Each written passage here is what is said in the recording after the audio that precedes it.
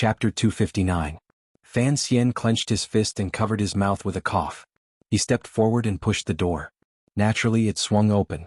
He understood what was going on. Since the couple was preparing to have a good fight, there was no reason for them to close the ring and not let anyone in. Even Fan Xian's earlier cough was a reminder to his wife that he was here, and that if there was anything to say, it was best to talk about it in the room. This generation, after all, was a male-dominated society. Although Lin Wanner's background was much more noble than Fan Xian's, since she had married into the Fan manor, it was reasonable to say that she would not express her dissatisfaction so directly. The way the couple interacted with each other was different from that of other official families. Although Fan Xian could not escape the control of the male animal's hormones on a spiritual level, he still respected women. When all was said and done, this was all Fan Xian's own fault.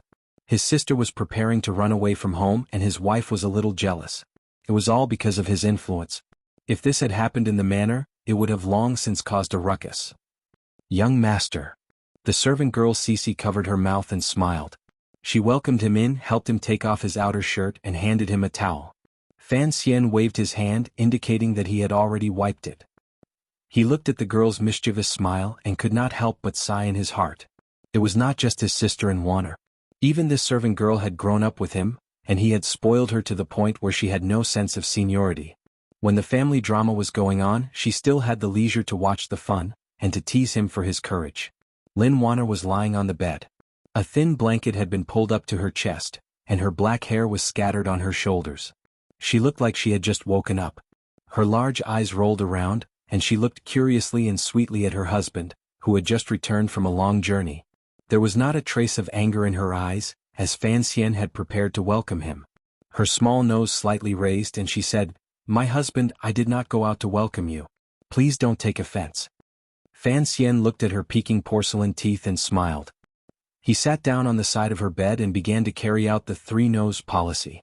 He did not explain, hide, or speak. He put his hand under the blanket, held her slightly cold hand and squeezed it. They had not seen each other for months, and it had been a long time since he had squeezed Wanner's soft, boneless hand. He did miss it. Cici was still in the room and Lin Wanner could not help but feel embarrassed. She glanced in that direction. Fan Xian raised his head and saw that Cici was pretending to tidy up the medicine box on the table, but her eyes were flying in his direction. He couldn't help laughing and scolding, "You little girl, I've really spoiled you. Aren't you afraid of getting a pinprick? Get out." Cici chuckled and bowed to the young master and mistress. She then pushed open the door and closed it behind her. Coincidentally, she ran into Cici, who had gone to the front of the manor to bring back a tray of food. She quickly blocked her outside. Cici was a servant girl who had followed Wanner when she married and had the same status as Cici. The two of them got along well. Seeing her blocking the door, she immediately understood what the two masters inside were doing. She couldn't help but make a face. Looking at the tray of food in her hands, she said bitterly, "The young master has just returned home. He has to eat something first." Cici smiled and said, "These are just small snacks to fill his stomach. Isn't the manor in front preparing the main meal? Besides, our family's young master needs to eat something first." To Cici, these words were unavoidably frivolous, particularly since it involved the young mistress. No matter what, it shouldn't be a joke that servants like her should make. Her expression became ugly. She glared at Cici and snorted. Carrying the tray of food, she went to the room next door. Cici was slightly stunned. Then she remembered that her previous words were indeed very disrespectful. She stuck out her tongue and hurriedly ran over. After a while, after a moment of silence, there was a burst of extremely low laughter in the room next door. It seemed that the two principal maids had already reconciled. On the enormous bed in the bedroom, under the large blanket, Fan Xian stretched out his right hand and took out the hair fork on his head. At home, he always liked to comb a petal at the back of his head for freshness. He felt his mouth was a little dry. He stretched out his hand to the small table beside the bed and took out a cup of tea to moisten his throat. After thinking for a moment, he brought the teacup to Wanner's lips and fed her half a cup. Wanner's eyes were soft and her cheeks were slightly flushed. After drinking half a cup of warm tea, she came back to her senses. Embarrassed and angry, she bit his left forearm and said, "How can there be someone as impatient as you? It's just nightfall. If those servants guess, how can I have the face to manage this family?" Fan Xian chuckled and turned to his side to hold his wife. His fingers gently slid along her smooth upper arm. His heart was very satisfied. He said, Absence makes the heart grow fonder. Besides, we haven't seen each other for a long time. Who would dare to say anything when we're intimate? His eyes turned slightly and he mischievously said, "Besides, if I wasn't so impatient earlier, I'm afraid you would still be suspicious of what I did outside." Hearing this, Lin Wanna remembered that today she was going to try to persuade her husband. How could she have let him into the room for less than the time it takes to drink a cup of tea? She seemed to have lost her head and almost forgot what she was going to say. Could it be that her husband really did have some sort of bewitching spell? Thinking of this, she couldn't help but feel a little embarrassed. She lightly hit him and said, "If you didn't mention it, I would have forgotten. I was going to ask you if you felt anything when you heard that order." Fan Xian licked his somewhat dry lips. His handsome face and this expression didn't seem obscene. Instead, it gave off an indescribable sense of naughtiness. When it came to the way of a husband and wife, he had always been a man of action. He didn't care what Wanner was thinking. First they got into bed and made out. In this world, after intimate matters, women would always be incomparably attached to their lovers, and the jealousy in their hearts would fade a little. But he also knew that there had to be an explanation for this, so he took the initiative to bring it up. "You little girl, you dare not let me into the room? Be careful that I don't spank you." Lin Wanner leaned into his arms and quietly said, "If you want to spank me, then spank me. In any case, you only know how to bully me." "What do you mean by that?" Fan Xian laughed. "Are you mad at me for not bringing back chicken wings from Northern Qi?" Lin Wanner got up and half knelt on the bed. Her undergarments were slightly slippery, revealing half of her shoulders. She stared into Fan Xian's eyes and after a moment of silence she suddenly said, "I was not happy before. In this world, even if the women were jealous, they would not be as open and above board as Lin Wanner." So Fan Xian was at a loss for what to do. For a moment he didn't know how to respond. He could only carefully reply, "What kind of jealousy is this? That song was indeed written by me, but it's not what you think it is." "What do you mean by jealousy?" Lin Wanner didn't understand what he meant. Only then did Fan Xian remember that in this world, there was no story of Lady Fang drinking jealousy and committing suicide. So he laughed and told the story, but he pretended to read it from someone else's notes. After Lin Wanner heard it, she also sighed at Lady Fang Xuanling's strength. But in her heart, she felt that her husband must have made up this story himself. Perhaps he had written it specifically to criticize her. She couldn't help but feel a little angry. "I'm not the kind of petty person who wants to monopolize you. Cici and Cici will eventually have to enter the school. You don't have to deliberately use this story to make things difficult for me." Fan Xian knew that his wife had misunderstood him. He laughed and said, "If you don't want to monopolize me, then that's a bit inappropriate."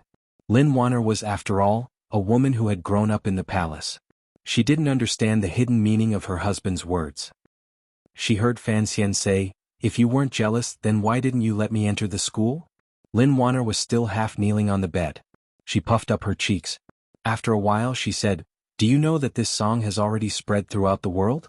Everyone in the capital knows that Fan Xian, the immortal of poetry, does not compose poetry. This time, on this diplomatic mission to Northern Qi, he made an exception for a woman. It's just a song. If you want to hear it, I will naturally write one for you every day," Fan Xian said with a smile. Lin Wanner faintly said, "Just a song? I hear that in Shangjing of Northern Qi, you and Haitang travel together, drink together, and stroll along the streets in the rain every day. It has already become a legend." Fan Xian felt bitter. He knew that the Emperor of Northern Qi had purposely released this information. But as these words were being passed from mouth to mouth, Lin Wanner was in an awkward position. He was about to explain when his wife asked, "Husband, tell me that girl. Haitang, what does she look like?" Fan Xian was startled. Of course he couldn't praise Haitang to the heavens. But for some reason deep in his heart he didn't want to invert black and white in front of his wife and belittle Haitang to the point of being worthless, even though this was a shameless thing all men would do in their wives' beds. He thought for a moment and then said, "Haitang is the last disciple of the imperial advisor of Northern Qi, Ku He. She is most favored and has a high status in the palace. Since I am on this diplomatic mission to benefit the country, it is only natural that I should befriend such an important person." Lin Wanner shook her head and sighed. That Haitang girl may not have much of a reputation in the south, but now everyone knows her status in the north. I only have one question, husband. Given Haitang's status, can she be a concubine? Fan Xian was startled, wondering where this wild and unconstrained question had come from. He then heard Lin Wanner sigh and say, A woman like her must have a very high standard. If it weren't for someone of your stature, she wouldn't have taken a liking to you. But with her status, it will be difficult to make arrangements for her in the future. Wanner is angry today because you never think about the consequences of your actions. You are a bit reckless. Fan Xian laughed. I'm not going to marry that Hai Tang. What consequences? Wanner's words are a bit funny. Lin Wanner turned pale with fright. For some reason she began to sympathize with the woman called Hai Tang. She rebuked him. Are you planning to abandon her? Fan Xian waved his hand and held back his laughter. Since there is no chaos, how can I abandon her? A moment later Lin Wanner looked at him with a trace of suspicion. Really? Then why did you write poems to provoke her? Provoke her? Fan Xian asked the heavens. After thinking for a while, he told his wife about the arrangements he had made before leaving the capital, as well as the many things that had happened in Shangjing. He shook his head and said, Haitang's martial cultivation is extremely high. Aside from the 4 grandmasters, I am afraid she is one of the strongest. Since I am going to have dealings with her, of course I have to prepare some sharp weapons. Lin Wanner frowned. Is this what you mean by, keep it in your heart? Exactly. Fan Xian smiled. When 2 countries go to war, attacking the heart is the most important. After a long time Lin Wanner sighed. My husband's plan is a bit shameless. The disturbance at home had subsided. Fan Xian thought for a while and then told his wife about his fight with the great prince. He knew that Wanner had grown up in the palace and had more say in matters of the court than he did. Ever since they had gotten married, he had gradually gotten used to discussing his plans with her. After hearing what he said, Lin Wanner also frowned. She came to the same conclusion as Yan Bingyun. She felt that there was no need for Fan Xian to offend the great prince. It felt unnecessary. It was impossible for Fan Xian to explain his secret worries to his wife. He could only smile warmly and say, don't worry about why I'm doing this. Just tell me whether or not you think this will make the palace believe that the great prince and I are enemies in the future. Lin Wanner looked at him with amusement. It will be very difficult. Fan Xian was surprised. Why is that? Lin Wanner sighed. Actually, you have been mistaken about one thing. It is true that the Overwatch Council, in the eyes of the officials and the people, is a sinister and terrifying yamen. The officials of the 6 ministries call you black dogs behind your backs, but not everyone dislikes the Overwatch Council. Just like the military, the Bureau of Military Affairs, and the Western Army. They all have a good impression of the Overwatch Council. Fan Xian immediately understood. When it came to war, the most important thing was intelligence and logistics. The Overwatch Council's network of spies all over the world must have provided the military with great support. It could reduce the amount of blood shed by soldiers. Of course, the military liked the Overwatch Council.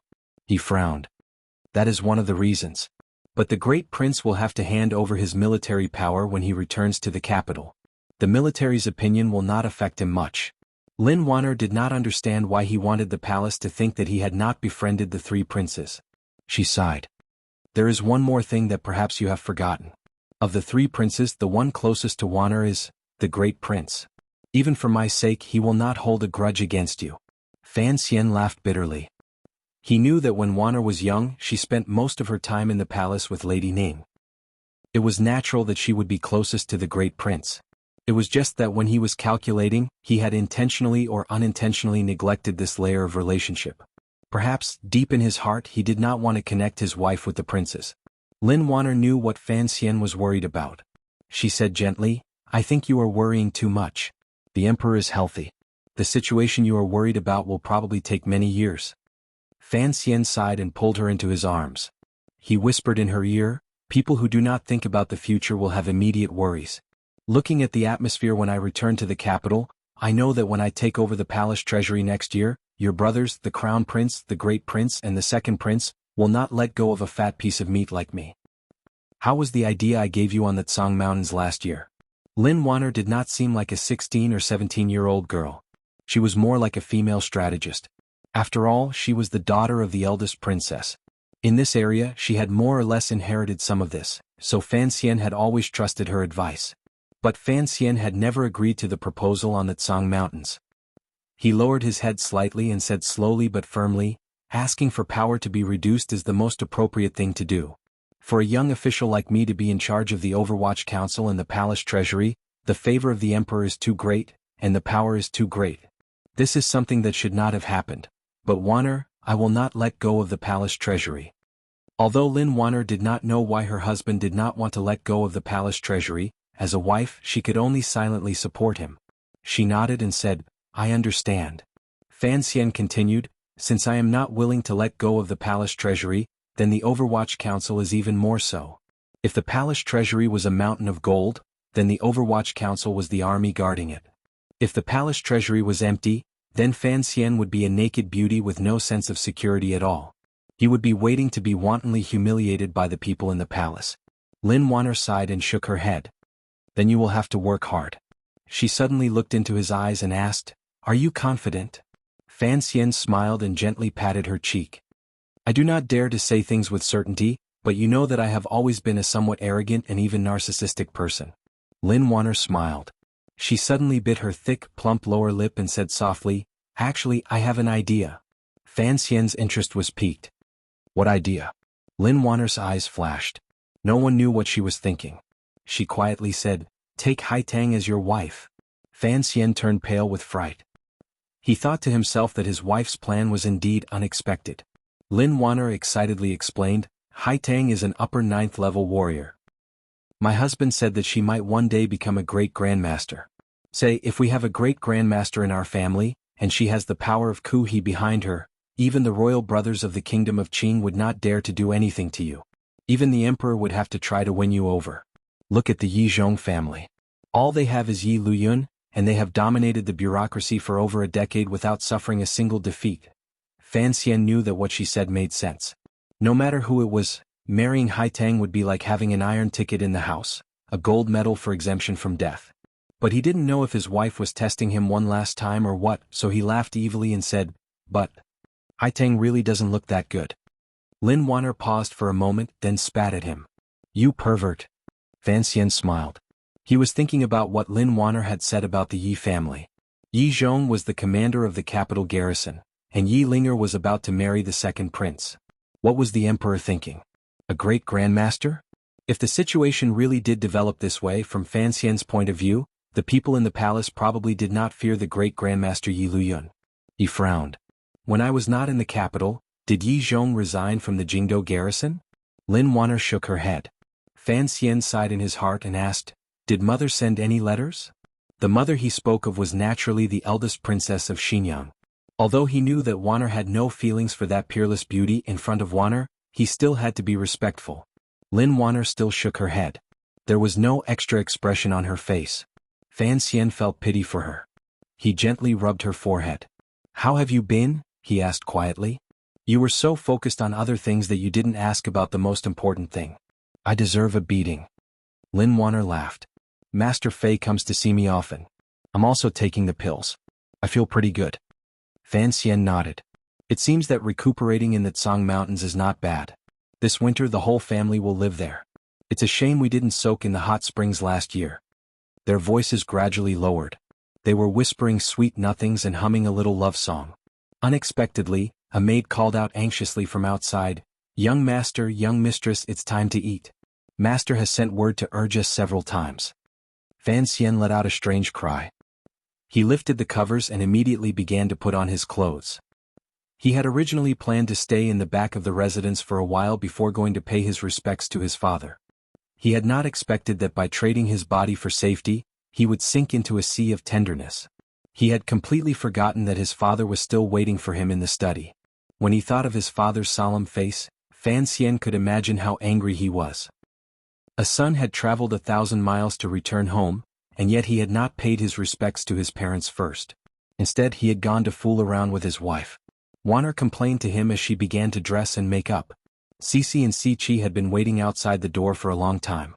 When they heard the noise, they entered the room to serve the two mistresses. Using the fastest speed they could muster, they followed a servant carrying a lantern.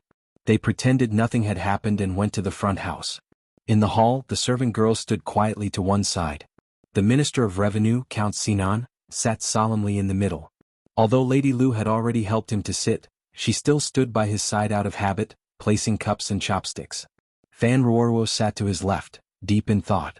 Fan Xizha sat to the right, his hands hidden under the table as he played with the thing Fan Xian had thrown to him earlier. Seeing Fan Xian and Lin Wanner enter, Ruoruo stood up. Fan Xixia hurriedly hid the thing in his sleeves and followed his sister in saluting the two. Sitting in the middle, Fan Xian did not look at Fan Xian. Instead, he nodded to Lin Wanner. His daughter-in-law's status was somewhat special, and he could not neglect her. There were many rules in a large family, but Fan Xian was busy with official business, so he rarely had time to eat at home. Today was the first time Fan Xian had returned, so naturally he had to be more formal than usual. At the table, not a sound could be heard. With great difficulty the meal was over. Fan Xian looked at his son and said lightly, "You are going to be made a noble." Chapter 260. First Class Baron, Second Rank. Fan Xian pondered the weight of this title, worried that it would provoke some criticism. In truth, he was being overly cautious. Although the mission to Northern Qi was not a difficult or dangerous affair, it was still a difficult one. At the beginning of spring, His Majesty had disrespected Prime Minister Lin and Assistant Minister Fan, and had kicked him out of the capital. Although Fan Jian had been promoted to minister, giving Fan Xian the title of Baron was, in the eyes of the common people, just a second compensation for the Fan family. No one was too surprised. Furthermore, ever since he had entered the capital, everyone knew that the reason the Emperor of the Palace admired the Fan family's son so much was largely because of his literary talent. Fan Xian was in line with His Majesty's strategy of promoting scholarly governance.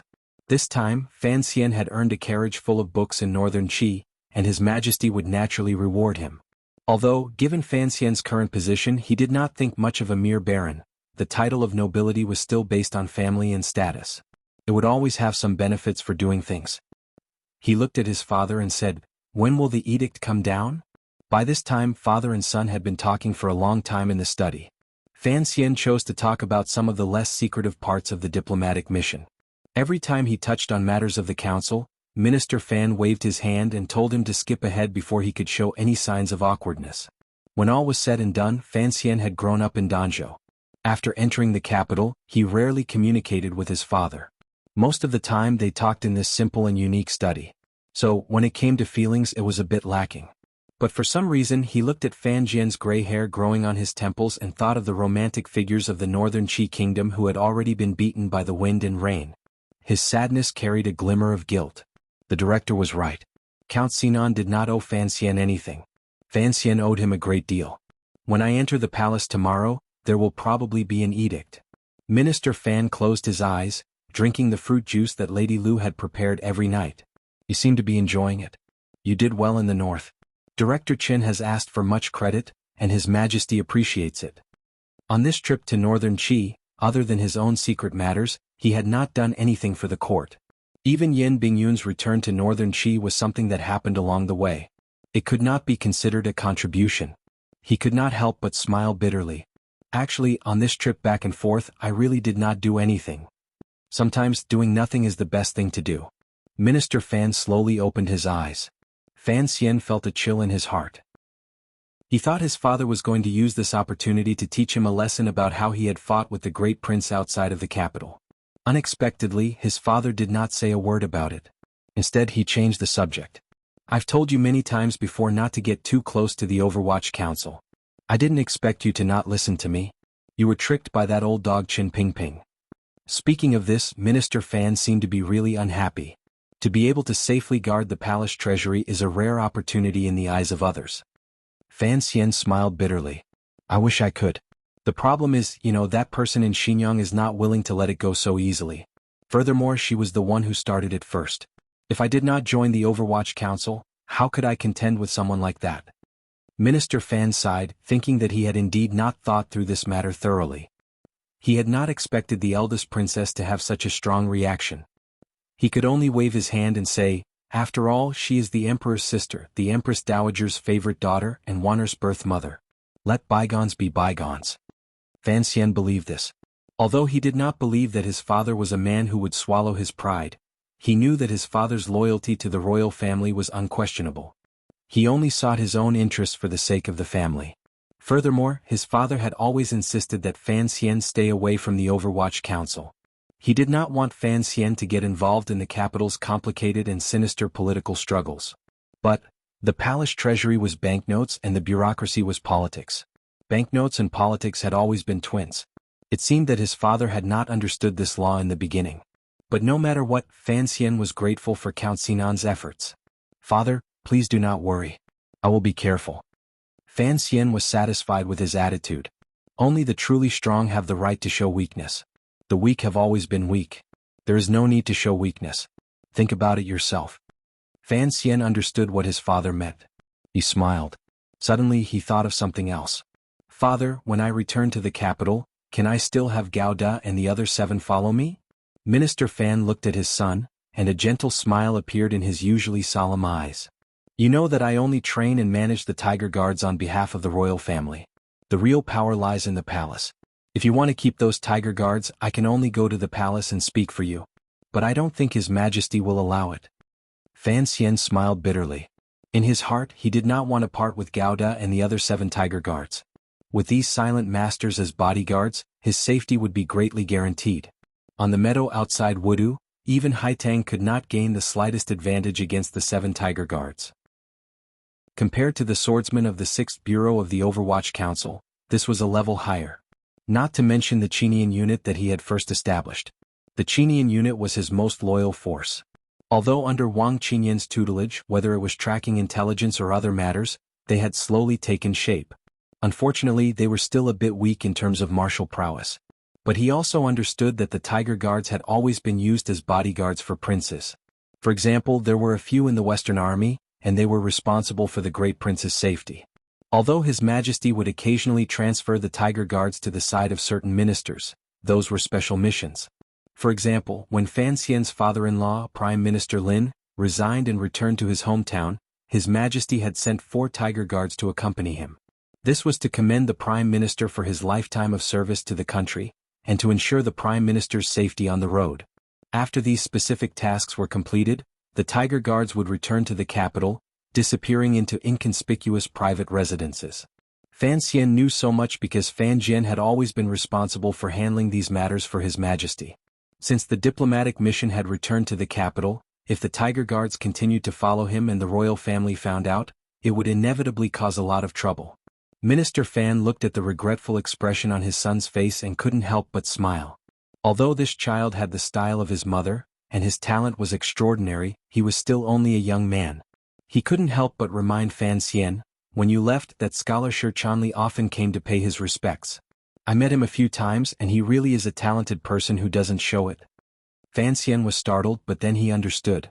After his father knew that he had decided not to ask for a reduction in power and leave the Overwatch Council, he began to plan for his future in the bureaucracy. This was to remind him not to forget about his students. Although Fan Xian's position in the hearts of the world's scholars had been established, and the students his father-in-law had left behind in the court could help him as time went on, he needed some of his own people to speak in the court. Understanding his father's thoughts, Fan Xian couldn't help but feel moved. But as a man he learned not to show his emotions. He only bowed deeply to his father. Minister Fan waved his hand, signaling him to return to his room. Fan Xian thought about it. Regarding his sister's marriage, it was best not to speak too soon. Such arrangements could only be made slowly, and so he respectfully left the room. Watching Fan Xian straight back as he left the study, Minister Fan couldn't help but show some pride and comfort in his eyes. With a son like this, what more could a father ask for? He gently drank the last drop of fruit juice in the bowl. He knew in his heart that this child had long since guessed something. But with this child's temperament, since the other party did not say anything, it naturally did not matter. The future of the Fan clan depended on this child. Thinking of this, Minister Fan couldn't help but admire Prime Minister Lin, who was already far from the center of power in the kingdom of Qin. He thought that old fox's luck was quite good. Minister Fan had paid a heavy price and worked hard for more than 10 years, while Prime Minister Lin had only given birth to a daughter. September was dull and boring. Everything was fine except for the worry. Fan Xian sat in the carriage, gently knocking on the wooden window lattice, humming a song that no one else could understand to the strange rhythm. Entering the palace was a serious matter for most officials, but he only felt bored. It was the first time he had returned to the capital, and he had made up his mind with his wife and father. He felt that there was nothing to worry about in the entire court, both inside and outside the capital. In a moment, he would enter the palace to receive his title, kowtow, and then go to the council to sort out his affairs. It seemed that all he could do was return to Tsang Mountain to practice jumping off the cliff. His fingers, which had been knocking on the window lattice, suddenly froze. He suddenly remembered his sister's marriage, and remembered that Li Hongqing was holding a feast on Lujing River to welcome him. His expression suddenly became unsightly. So this dull and boring September was actually such a dog's life. Today was the day of the court. Early in the morning, many officials had arrived at the palace gates to wait. It was said that in the early years some of the older officials, in order to show their loyalty to the emperor, began to prepare their court attire in the middle of the night. They hurried to the palace gates before dawn, just to wait for the sound of the palace gates opening. After these old officials retired, not being able to hear the creaking of the gates for many nights made them feel particularly uncomfortable. Now that the emperor was on the throne, he hated those who sought fame. So the officials did not dare to come too early, but they also did not dare to come too late. It was unknown who had the idea, but some of the officials actually reserved seats in the tea house at the corner of Zinjiku. As soon as the sun had risen, they left the manor and waited in the private rooms of the tea house. They had their attendants watch the palace gates from afar, so that they could line up at the right time. There was no such thing as a commissioner of the Overwatch Council. Aside from the mysterious figure that had long since been forgotten, Fan Xian was the first commissioner since the founding of the Kingdom of Qing. That was why he was only a fourth-level official in the Imperial College. If it were not for the fact that the emperor had to report to the diplomatic mission, he would not have had the right to attend court. So he did not need to wear court attire for half a day. Early in the morning he set out from Fan Manor, leisurely all the way. When he arrived at the palace gates, he was much later than most of the other officials. Popularity attracts jealousy, and this was especially true for a young man who had only been in the capital for a year and a half. Furthermore, this young man had torn the faces of most of the officials in the capital, killed a minister and chased away another. As the saying goes, the turtle responds when the turtle cries, and the fox grieves when the rabbit dies. Everyone looked at this handsome commissioner of the Overwatch Council, yawning as he got out of the carriage. Their eyes were filled with caution and disgust. Fan Xian looked around and felt that the atmosphere was not quite right. These officials were either ministers of various ministries or officials of various temples. They were all second-level officials and above, whose wife did not have a title of nobility, and whose home did not have a few toys bestowed by the emperor. He was so young and yet he had arrived later than these officials. If he did not have Minister Fan behind him, especially that old cripple, these truly high-ranking officials of the Kingdom of Qing would have cursed him out a long time ago. Naturally he could not curse them, but the officials would not give him a good look either. They coldly glanced at him and arrogantly turned their heads away. Among the officials there were a few who had been promoted by Lin Ruofu. They had wanted to go up and talk to Fan Xian and comfort him, but seeing the disdainful gazes of their colleagues, they couldn't help but feel a headache coming on. So they stopped in their steps and only used gentle gazes to greet Fan Xian. Fan Xian felt very uncomfortable being swept by these heated gazes, but he still maintained a calm smile on his face. Neither servile nor overbearing, he cupped his hands and greeted the officials. As he cupped his hands, someone behind him coughed. For some reason, Minister Fan had arrived a little late today, and had not come with his son. Fan Xian quickly went up to greet him and carefully helped his father down from the carriage. Minister Fan looked at him and shook his head. "I am not that old yet." Fan Xian smiled. He knew that he had gone a little overboard with his acting. Although Minister Fan looked a little unhappy, the officials could see that old Chen Lotzi was unusually happy today. He did not even let go of his son's hand and led him over. With Minister Fan personally leading the way, the officials could no longer boast. They all greeted each other. After a short while, Count Sinan had led Fan Xian around the court, allowing him to recognize all the powerful officials in the court. Fan Xian called them uncles, elders and so on. When the officials looked at the smiling young man again, they found him to be much more pleasing to the eye. The officials who belonged to the Lin faction were even more affectionate, praising Fan Xian for being young and promising and so on and so forth. But there were still some officials who looked on coldly. Although they bowed, their faces were cold. After all, everyone in the Kingdom of Qing knew that Sir Fan Jr. was most famous for his seemingly gentle, but actually sinister smile. The Minister of Appointments, who had been a veteran of 3 dynasties, saw the Fan father and son approach. He could not help but snort coldly. Since the founding of the Kingdom of Qing and even during the reign of the Wei family, it is rare for 2 sons and daughters to attend court at the same time like Count Sinan's. Fan Xian laughed. "The Emperor's grace is like the sea, the Emperor's grace is like the sea." It was as if he could not hear the mockery in the other's words. He gave all the glory to the Emperor. Fan Xian smiled. He knew that there was no room for him to speak on such an occasion, so he simply kept quiet. At that moment, 3 eunuchs slowly walked out of the palace gates. The one in the middle was clearly of a higher rank. He waved the horsetail whisk in his hand and said softly, "You have worked hard. Please everyone." The officials immediately stopped exchanging pleasantries. They tidied up their court robes and walked through the palace gates.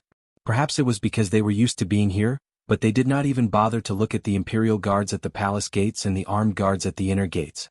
In a moment they passed the 3 eunuchs, their heads held high and their chests puffed out. They had the air of the masters of the country. It was the first time Fan Xian had attended court, and it was not convenient for him to walk with his father. He could only pathetically drag himself to the back of the line and walk inside with the 3 eunuchs. The eunuch in the lead was Eunuch Ho, whom he was familiar with. But Fan Xian did not dare say anything to him, and it was even more impossible for him to casually hand over a banknote. He could only smile at him in acknowledgement. A long time later, Ho Sanner still thought about this question. Why did he think that Sir Fan was a trustworthy supporter from the very beginning? In the end, he concluded that every time Sir Fan looked at him, his smile was very sincere. He was not like the other officials who would deliberately show him warmth when they needed him.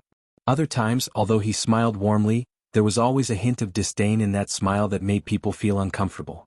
It was Fan Xian's first time attending a court conference, so he couldn't help feeling nervous. However, he stood at the very end of the civil officials and was still far from the dragon chair. If it were not for his tyrannical internal strength and exceptional hearing, he probably wouldn't even have heard what the emperor said. He knew that the middle-aged man on the dragon chair would certainly notice him, but he still relaxed slightly and began to examine the decorations inside Taiji Palace. Although he had entered the palace a few times, most of his time was spent in the back of the palace, talking with the concubines and touring the mountains with Wanner. This Taiji Palace was the main palace of the royal palace, and he had only seen it from afar. He had never had the opportunity to stand inside. Now that he had entered, he found it to be nothing special. The beams were exquisitely carved with dragons and phoenixes, and the red pillars were imposing. A faint fragrance wafted through the spacious palace, and bronze cranes and strange beasts stood to the side. But compared to the palace of northern Qi, where the sky, water and color of wealth and beauty merged into one, it paled in comparison. But this palace had a different aura. It seemed to be the smell of power rising from the dragon throne and making the officials feel awe. It had nothing to do with the dragon throne. The middle-aged man sitting on the dragon throne was the source of this aura. Although his palace was not as grand as northern Qi's, and his food was not as exquisite as Dongyi's, everyone knew that he was the most powerful man in the world. The main topic of the court meeting naturally could not be separated from the great prince and the diplomatic group. But it was not about the fight for the road outside the city. Even if the imperial censorate wanted to do something about it, they could not bring out a memorial today. It was not that the imperial censorate did not have the ability to rush a memorial overnight, but if they were to rush it, they would probably leave traces and make the emperor unhappy. Today's court meeting discussed the future arrangements of the Western Army, as well as the soldiers' requests for rewards. The great prince had already been made a king, but the 100,000 soldiers under his command had to be accounted for. This point was brought up by the Bureau of Military Affairs, and no one would raise any objections. Although the emperor placed great emphasis on the rule of literature, the kingdom of Qing was, after all, a valiant nation built on military might. No one would make life difficult for the military on this matter. As for the diplomatic group, after reporting on what had happened along the way, the Chamberlain of Dependencies presented the letter of credence on behalf of the Northern Qi delegation, presenting the newly drawn map of the world. Looking at the gradually expanding territory of the Kingdom of Qing on the map, the emperor, who had always seemed too calm, finally had a glimmer of passion in his eyes. The officials knew what was good for them, and naturally they cheered loudly and flattered the emperor. The elders of the Bureau of Military Affairs stroked their beards proudly. This was the land that the sons of the army had fought for with their own blood and flesh. At this time, not many officials realized that in the process of negotiations, the officials of the Chamberlain of Dependencies, including Xan Chiwu, Fan Xian, and the 4th Bureau of the Overwatch Council, had played a large role. Even if they realized it, they would purposely ignore it. Fan Xian looked at the joy in the hearts of the officials in court. Involuntarily, a slight smile rose to the corners of his lips. After all, he had once participated in this major event. He thought that if the eldest princess had not sold Yan Bingyun out, the kingdom of Qing would probably have gained even more. But the eldest princess had turned around and tossed Xiao En back to northern Qi, causing the northern Qi court to gradually develop signs of internal strife. The ruler and officials were at odds with each other, and this was a very powerful move. Comparing the two, the only difference was short-term benefits versus long-term benefits. The most powerful middle-aged man in the world, after a burst of uncontrollable faint joy in his heart, immediately regained his calmness with great self-control. Supporting his chin with his hand, he wore a smile on his face as he listened to the praises of his subjects. His gaze, however, swept across the back of the ranks of his subjects indifferently. After seeing the smile on that little fellow's face, his mood somehow became a little better. He waved his hand, and the eunuch holding the brush and the head of the secretariat began to recite the already drafted edict in a sharp voice. Because there were too many soldiers to be rewarded, and the opinions of the great prince and the elders of the military had to be consulted, it had to be delayed for some time. This edict was mainly for the members of the diplomatic mission. The hall fell silent. Everyone knew that after the diplomatic mission, it was just a routine reward, and the officials did not care. They only pricked up their ears to hear Fan Xian's name from the eunuch's sharp voice. Baron of the first rank, second rank. The officials all breathed a sigh of relief. It seemed that His Majesty still had a sense of propriety. Regardless of their relationship with the Fan family, these officials did not want Fan Xian to be given such a high title at such a young age. Everyone thought in different directions and stood in different positions, but their thoughts were very similar. Xan Qiwu, Fan Xian, and the others had long since knelt in the hall and thanked the emperor for his grace. Just as the officials were about to hear the words, "If there is something to report, if there is nothing to report, the court is dismissed," His Majesty sat on the dragon chair and said lightly, "The few of you stay." His Majesty's gaze fell on the few high-ranking officials closest to the dragon chair.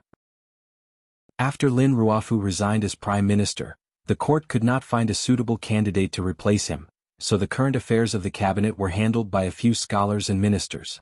These days, after court meetings, His Majesty would often ask them to stay and say a few more words. Today the Crown Prince and the Great Prince were also in the hall, so they naturally had to stay and say a few words. So the officials did not feel that anything was amiss. After greeting the emperor, they all retreated from the hall. Then these officials heard something that made them feel incomparably jealous and envious. "Fan Xian, you stay as well." Chapter 261. With strange expressions on their faces, the officials walked past Fan Xian and exited Taiji Palace. At this moment, Fan Xian felt a little uneasy. He knew what the situation of the conversation in front of the emperor would be. Even if he was the commissioner of the Overwatch Council, he would probably stand out. In the end, his experience and age were too young. But since things had come to this, he could only accept it calmly. With a trace of caution, he followed behind the old officials and followed the eunuch to the back of the palace. After a few turns and 2 turns, they didn't walk very far. They came to a side hall. The ceiling was blocked, so the space didn't seem very spacious. To the left was a large row of wooden shelves that were as tall as a person. The shelves were all filled with books. Fan Xian secretly looked around at the decorations. He knew that this was probably the legendary royal study. A smile appeared at the corner of his lips. He was probably thinking of the braid plays he had often seen in his previous life. At this time, the emperor had already taken off his dragon robe with the help of the eunuchs. He had changed into a sky blue casual shirt with a jade belt tied around his waist. He looked quite casual. The emperor reclined on the low couch and reached out to place a teacup on the table. He casually waved his hand, and the eunuchs hurriedly brought 7 round chairs with embroidered surfaces into the room. The 7 old officials bowed to express their thanks and naturally took their seats. The Crown Prince and the Great Prince stood next to the low couch that the emperor was sitting on.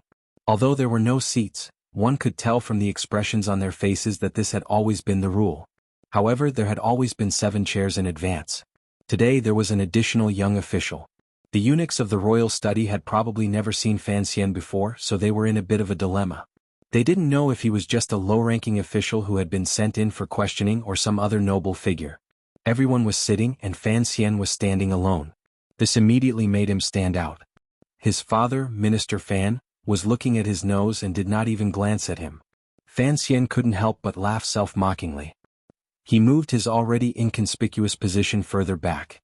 His small action was noticed by the Crown Prince. The Crown Prince smiled slightly at him. Fan Xian only dared to return the gesture with his gaze. Inadvertently, he saw the Great Prince give a small yawn behind the emperor.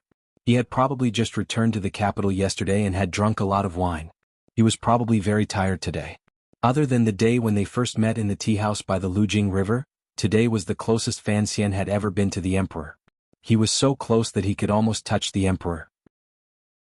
He couldn't help but raise his head slightly and quickly sweep his eyes over the emperor, but he didn't dare to stare at him. After all, the other party was the emperor.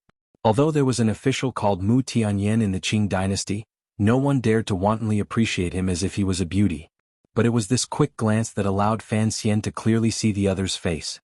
He was almost stunned by the look in her eyes. The emperor glanced at him and did not mind his direct stare. Fan Xian's expression showed that he was lucky, but there was no fear in his heart. After a while, the second prince, who was studying with the little prince in Xingqing Palace, was also invited over by a eunuch. When he entered the royal study, he was still holding the little prince's hand. Seeing the harmonious scene between the two brothers, the emperor nodded slightly, seemingly satisfied.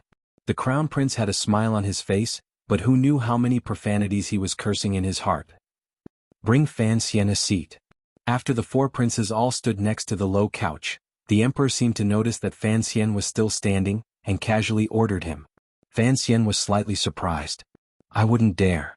Given his rank, entering the royal study was already an exception. These four princes were still standing, so how could he dare to sit? When the 6 old officials heard the emperor give this young man a seat, they also felt an itch under their buttocks. They moved, twisted, and coughed. It was clear that they were somewhat dissatisfied. They had been in the court for at least 20 years before they finally had a seat in front of the emperor. Fan Xian, this child of the Fan family, had just entered the royal study and already had a seat. The crown prince looked at the officials and respectfully said to the emperor, Father, Fan Xian is young and his body is not as strong as the old officials. Look at how frightened he is. It is better for him to stand. These words were spoken very calmly, and whether it was the old officials or Fan Xian, they all felt grateful. At this time the great prince spoke again and said, I remember back then when you had us listen to the officials discuss the state, we had to stand because we were going to assist the crown prince in ruling the country and bringing peace to the world.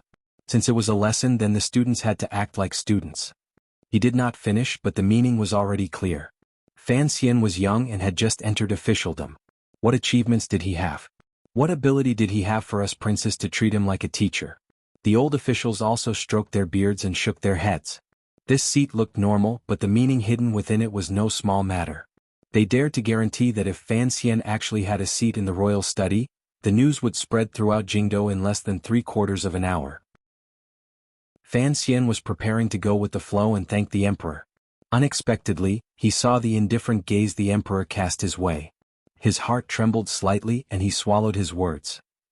The emperor glanced at the officials and then at his eldest son, who, although straightforward, had a slightly impatient temperament.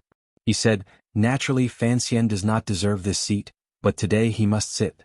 It is not to reward him but to reward him for his service. No one understood what he meant, but since the emperor had spoken, the royal study was naturally silent. The emperor gazed at his sons and said in a gentle voice, If you can also bring back a carriage full of books from Zhuang Mohan's family, I will let you sit as well. Everyone was silent. They all knew what this carriage represented.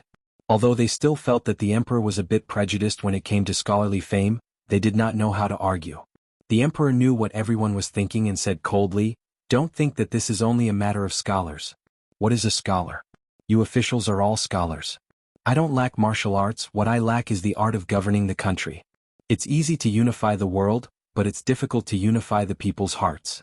If I don't work hard on this, I won't be able to do it just by relying on swift swords and swift horses. The great prince's face clearly showed his disapproval, but his father had not finished speaking, so he did not dare to say anything.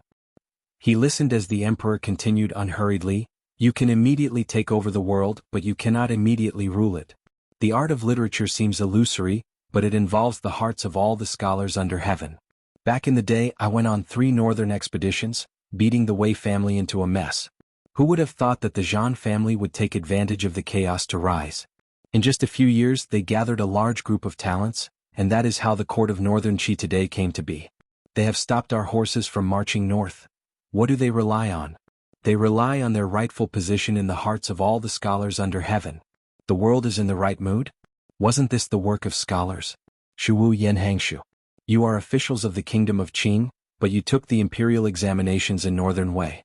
Why is that? Shu the scholar and Minister Yen hurriedly stood up, fearful and uneasy. The emperor waved his hand and said, "All the scholars under heaven are like this. I do not blame you and you do not need to doubt yourselves.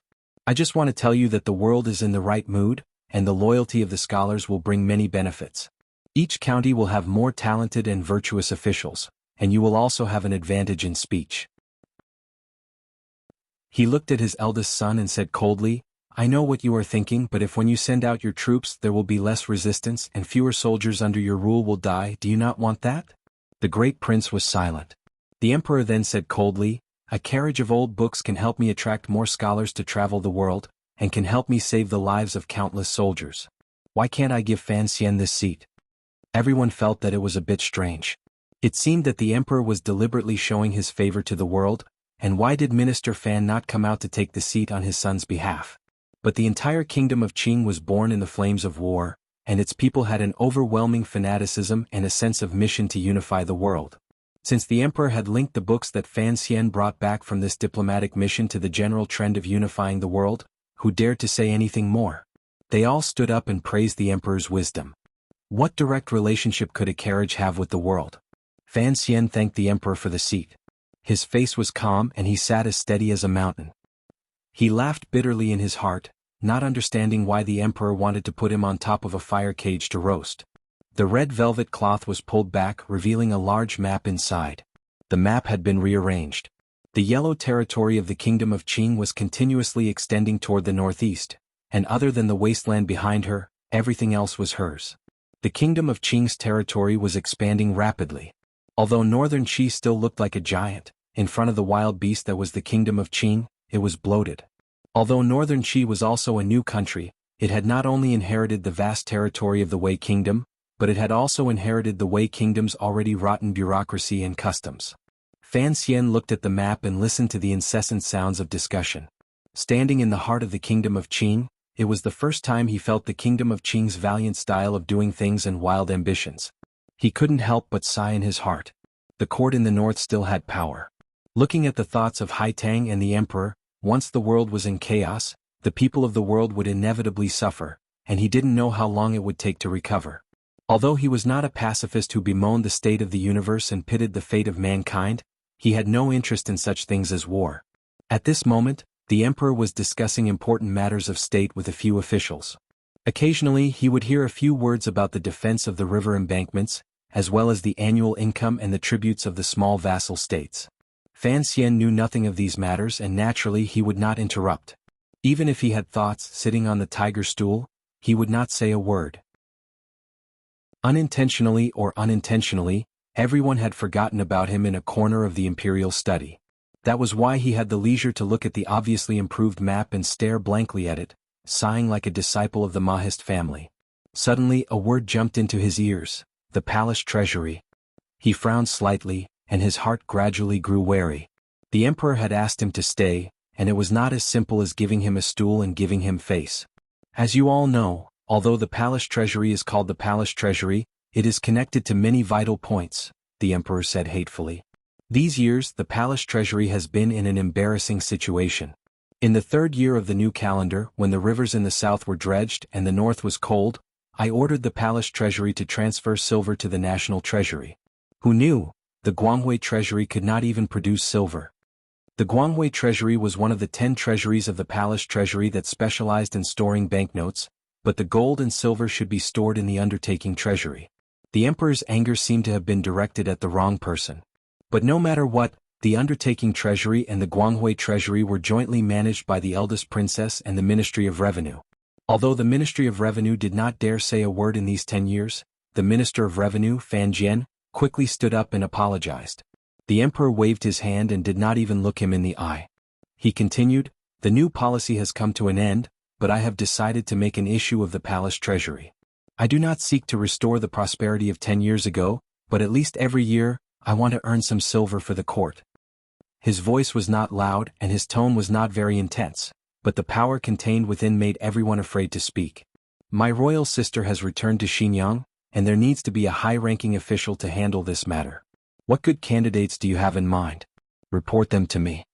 The officials and princes in the royal study all knew that this was just a formality. The capital had long known that the emperor's preferred candidate was Fan Xian, who was sitting quietly in the back. And the emperor had borrowed a vehicle to show off, and vigorously supported Fan Xian to the throne. It was nothing more than a way to show his stance to the officials, so that they would not sing a different tune when it came to choosing the person in charge of the palace treasury.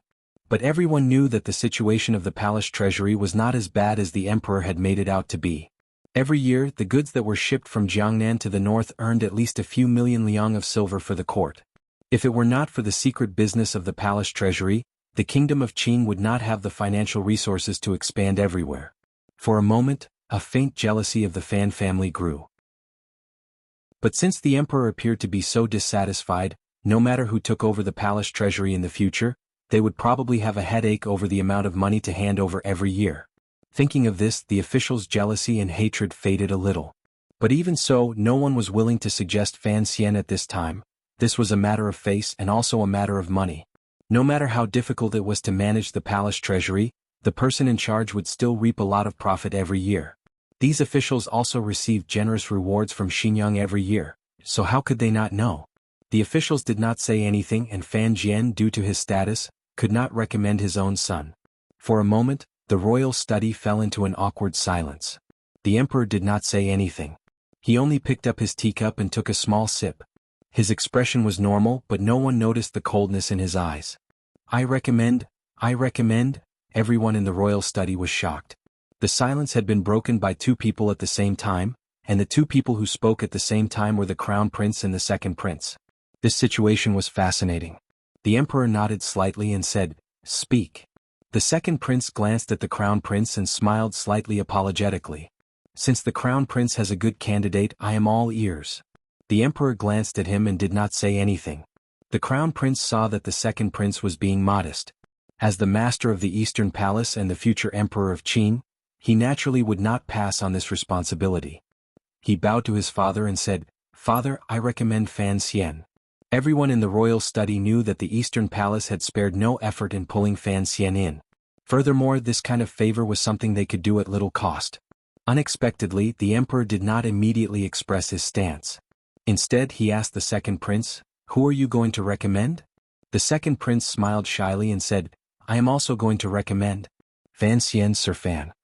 The royal study was still quiet, but the emperor swept a meaningful glance over Fan Xian. Fan Xian's expression did not change. He prepared to rise and respond. Unexpectedly, the emperor did not give him the opportunity. He lightly said, "Since you two brothers think Fan Xian can do it, then it is him. After autumn we will draft an edict. There is no need to send it to the various provinces." With this, the topic was settled. Although this was something that had been decided in the palace when Fan Xian and Lin Wanner married last year, it had been brought up in the royal study and recorded. Naturally, it could not be changed. Thinking of the Fan family's father controlling the national treasury and son controlling the palace treasury, everyone felt a strange feeling in their hearts. This kind of royal favor, this kind of honor, there was no other family in the capital. Looking at the crown prince and the second prince fighting to hand over to Fan Xian, they knew that the status of the Fan family in the years to come would probably only rise and not fall. It was like adding oil to a raging fire. Fan Jian and Fan Xian, father and son, quickly rose to give their thanks and repeatedly expressed their fear. The emperor did not pay them much attention. Instead, he smiled and asked, "Since it has been decided, then I have come to ask you too. Why do you both favor Fan Xian?" The crown prince thought for a moment and then smiled. "I only have a rough idea. Minister Fan has managed the finances of the country and has been very effective. Since Fan Xian is his son, I think he should have some talent in this area." The second prince also smiled and said, "I also think so. Besides, the palace treasury involves many gold, silver and silver objects. It needs a clean and honest official to manage it. I will say something rashly. Nowadays in the officialdom, corruption is the norm. Although there are famous clean and honest officials in each province, most of them are in the local areas. Sir Fan Jr. is brimming with talent. Everyone knows he is a man of literature and nobility. I think it is appropriate for him to manage the palace treasury." The emperor's expression did not change. He asked, "That makes sense. Is there any other reason?" The crown prince and the second prince looked at each other, feeling a little confused. Could it be that the emperor was using this opportunity to test them? The arrow was knocked on the bowstring and it had to be fired. The crown prince could only brace himself and say, "Second brother is right." Furthermore, the supervision of the palace treasury has always been the responsibility of the Overwatch Council. Since Sir Fan is the commissioner of the Overwatch Council, I think it will be much more convenient for the two departments to work together. The little prince, who had come in with the second prince, had been standing for a long time. His feet were a little sore. Perhaps he did not understand what the white-bearded officials were saying to his father, so he could not help but feel a little tired. In his daze he felt a little strange. He laughed and said in a childish voice, "Brother Crown Prince, according to what you say, Fan Xian is supervising himself?" He was a child, so he could speak a little more freely. Others would only think that he was speaking childishly. But it seemed like he was speaking carelessly, but it pointed out the Crown Prince's mistake. Although the officials did not dare to speak, the Crown Prince's face was slightly sullen. Fortunately, the second prince was also distressed. "Father, I really cannot think of anything." The emperor did not rebuke the Crown Prince. He only said lightly, "You cannot think of anything? Then why did you want to protect him earlier?" The people in the royal study saw the emperor's hesitation. He clearly had his heart set on Fan Xian, but he still wanted to make trouble for his two sons. They felt that the emperor's heart was hard to predict, so they could only keep their mouths shut for fear of causing trouble. As the person involved, Fan Xian felt that the tiger stool under his buttocks was not only pricking, but also burning his buttocks. At this moment, the second prince spoke with a trace of unease. "Actually, there is another reason, because I have a good personal relationship with Sir Fan." The emperor looked at his second son calmly. After a moment he suddenly laughed. His laughter seemed very comfortable. "There are thousands of reasons, but this one is enough. What is this palace treasury? It is the treasury of the royal family. Since Fan Xian is in charge of the palace treasury, he naturally needs to be close enough to the royal family. Since Fan Xian has worked at Taichung Temple, this closeness is enough." Of course it was enough. No matter what, Fan Xian was a princess consort. No matter what, the crown prince and the second prince often called him brother-in-law. The crown prince listened to this and couldn't help but sigh. He thought that the second prince was indeed amazing. He had actually guessed the answer that the emperor wanted. Why was he a bit slower? Because the army had just returned and the borders had just been settled. Today's meeting was a bit longer than usual. It was actually past lunchtime. The emperor looked at the time and ordered the eunuchs to prepare food. He had the officials and princes stay behind to eat together. This was the first time Fan Xian had eaten something made by the royal kitchen. He didn't think there was anything special about it. It was just some vegetables, fish and chicken. What made him feel even more comfortable was that eating with the emperor was not as uncomfortable as he had imagined. He didn't have to kowtow again before eating. The crown prince's and the second prince's earlier words all fell into his ears. He knew he couldn't hide. When he looked again at the middle-aged man on the dragon couch, he couldn't help but feel a glimmer of wariness and coldness in his heart. The emperor's favor was based on some absurd fact, but he didn't think that an emperor would have such a rare thing as family. Fan Xian was not a person who was easy to control. He could kneel, endure, and listen. However, when something threatened his bottom line, he would smile and touch his left calf. He could not kneel, endure, or listen. He would only say, "Fuck you." The crown prince and the princes obediently waited on the emperor as he ate. They then went to eat in the side palace. The emperor was chatting with a few old officials. Naturally, they didn't talk about national affairs at the table. Instead, they talked about whose well water was the best to make tea, which province's watermelons were as big as boulders, and so on. Occasionally, they would mention the world's gossip. Naturally, they couldn't help but mention the death of Zhuang Mohan. Everyone's voices seemed to grow dim. Other than Shu the scholar and Yan Hangshu, these high-ranking officials of the Qing kingdom and even the emperor had memorized Master Zhuang's strategies during their initiation. In short, this meal was much more relaxing than the family banquets at Fan Manor. Fan Xian was a bit hungry and didn't listen to the conversation. He picked up a long soup bean sprout with his chopsticks and brought it to his mouth. Suddenly, he heard the emperor point at him and say, "Fan Xian, come here." Fan Xian put down his chopsticks and reluctantly glanced at the fragrant bean sprouts and soup. A bright smile appeared on his face, and he quickly walked to the side of the emperor's low couch. Looking at the thin but heroic face, his eyes showed just the right amount of excitement and sadness, and he cupped his hands in salute. The old officials didn't know why the emperor had called him over, and they listened with curiosity. The emperor smiled and looked at him. "Do you still remember that day in the tea house by the Lujing River? What did I promise you?" Fan Xian hadn't expected that the emperor would talk about the coincidental encounter in front of these high officials. He smiled and said, "I didn't know it was you that day, Your Majesty, and I even exchanged a blow with Commander Gong. I offended Your Majesty and I deserve to die." The Minister of Appointments, relying on his reputation as a senior statesman of 3 dynasties, stroked his beard and said, "So Your Majesty and Master Fan met outside the palace." When the Emperor of the Kingdom of Qing was discussing matters of state, he didn't seem angry, but now he seemed very easygoing. He chuckled and told the officials what had happened that day. Fan Jian thought to himself that this was absurd, and had no choice but to ask His Majesty to forgive his son for his offense. The other elders of the court were muttering to themselves that it was no wonder Fan Xian was so deeply favored by His Majesty. It turned out that he had such a fortuitous encounter, and that his luck was a little too good. They couldn't help but wonder what His Majesty had promised Fan Xian. "I once said that I would make a good marriage for your sister." The emperor looked at Fan Xian with a very gentle gaze, with a hint of pride that an emperor shouldn't have. "Now that Miss Fan has been promised to Crown Prince Jing, what do you think of this marriage?" Fan Xian's heart was filled with bitterness, but his face was full of gratitude. He thanked his father again and again. The old officials next to him, after a moment of surprise, also began to flatter him. They said that the emperor had met an official by the riverside, and that a marriage had been fated. It was a story that would be passed down through the ages. His voice was a bit loud, and it reached the ears of the princes who were eating in the next room. The great prince frowned, but the crown prince smiled, feeling even more confident that his decision to win over the Fan family was a wise one. He looked at his second brother's face and found that his expression hadn't changed.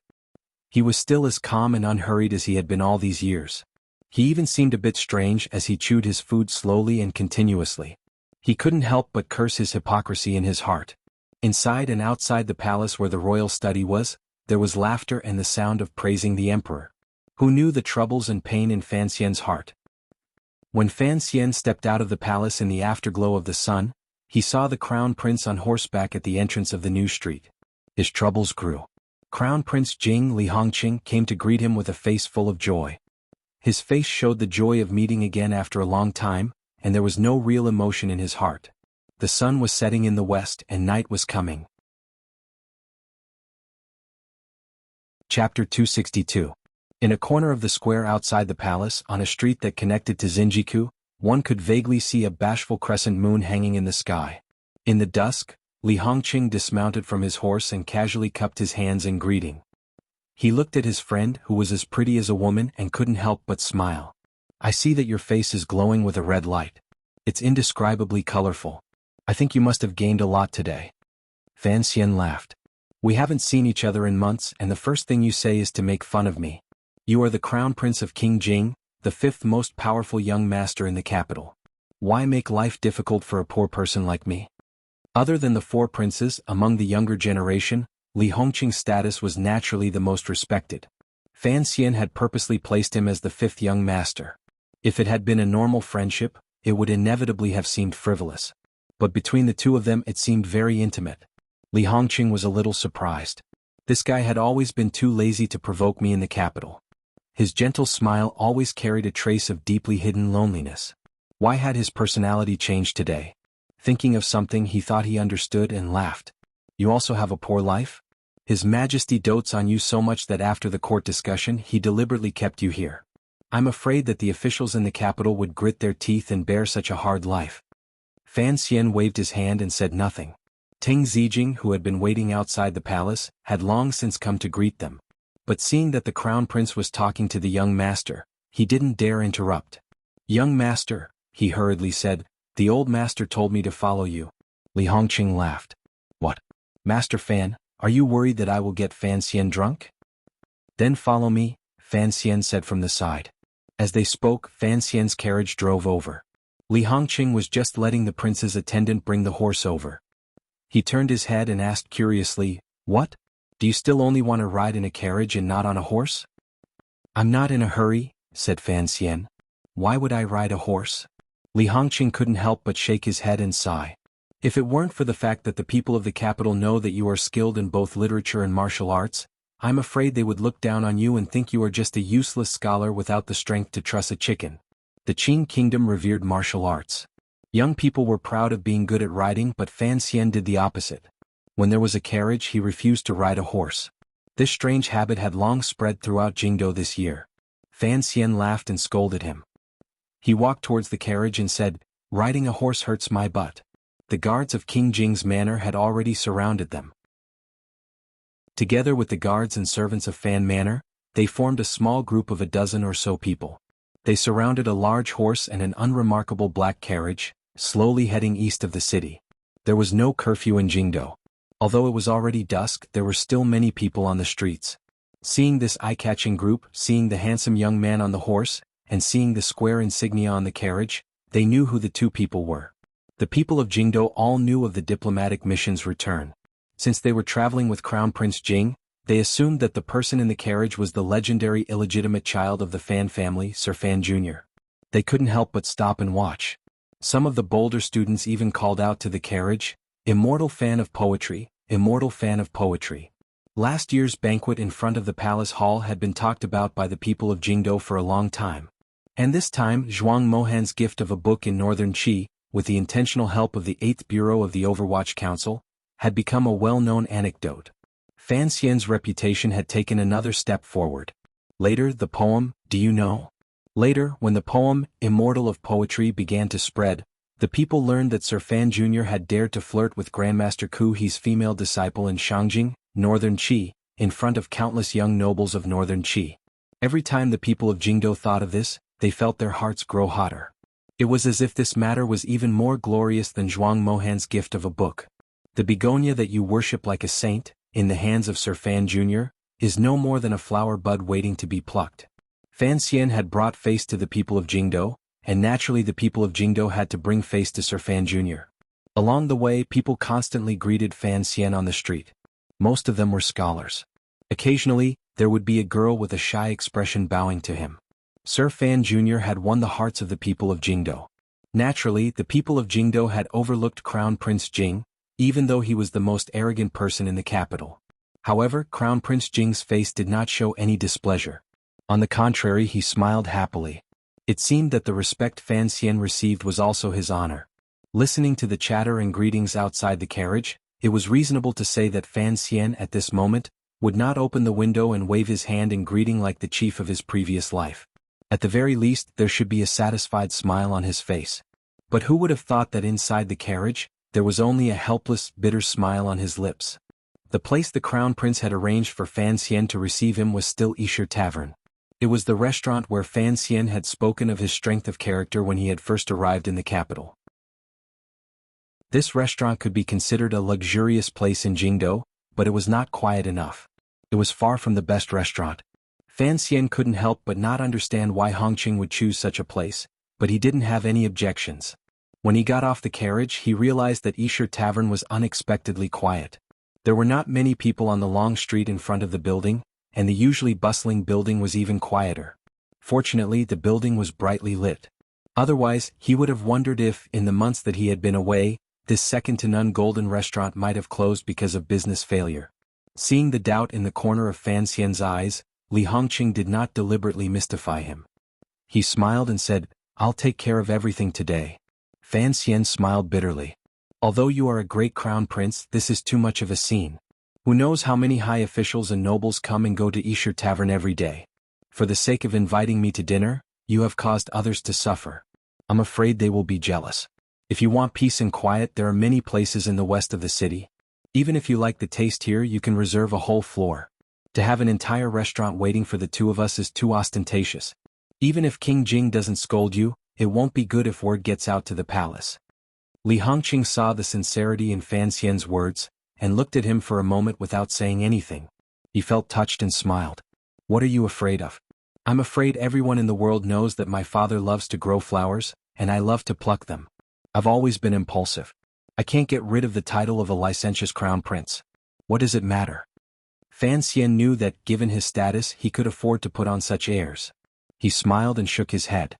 "You're about to get married, and you don't know how to restrain yourself." Hearing him talk about marriage, Li Hongqing's face showed a faint joy, but he was a bit embarrassed to talk about it. "Don't be too careful," he said. "You have a lot of power in your hands and you've married a good wife. Let me be frank with you. In the palace and the manor, we of the younger generation have to know our limits. But once we leave the palace and the manor, we are the real masters. Let other people talk. These words were impulsive, exaggerated, and arrogant, but coming from Li Hongqing's mouth, they didn't provoke disgust. Fan Xian had been suppressing a bellyful of boredom in the palace, so he just smiled and followed Li Hongqing into the building. When they reached the bottom of the building, they saw the words Esher Tavern written by Sir Pan Ling himself. Li Hongqing stopped and pointed. "Do you remember where we first met?" he asked. Fan Xian smiled. "It's here."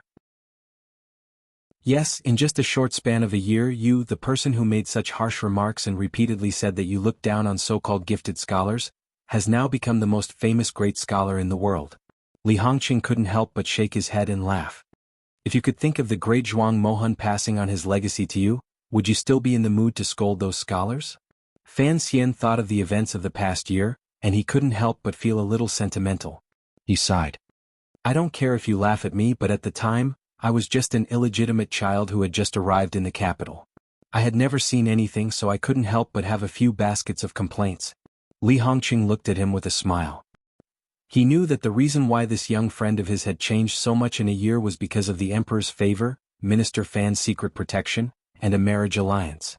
But for him to become the commissioner of the Overwatch Council at such a young age, and to have a seat in the royal study, it would have been impossible without some real talent.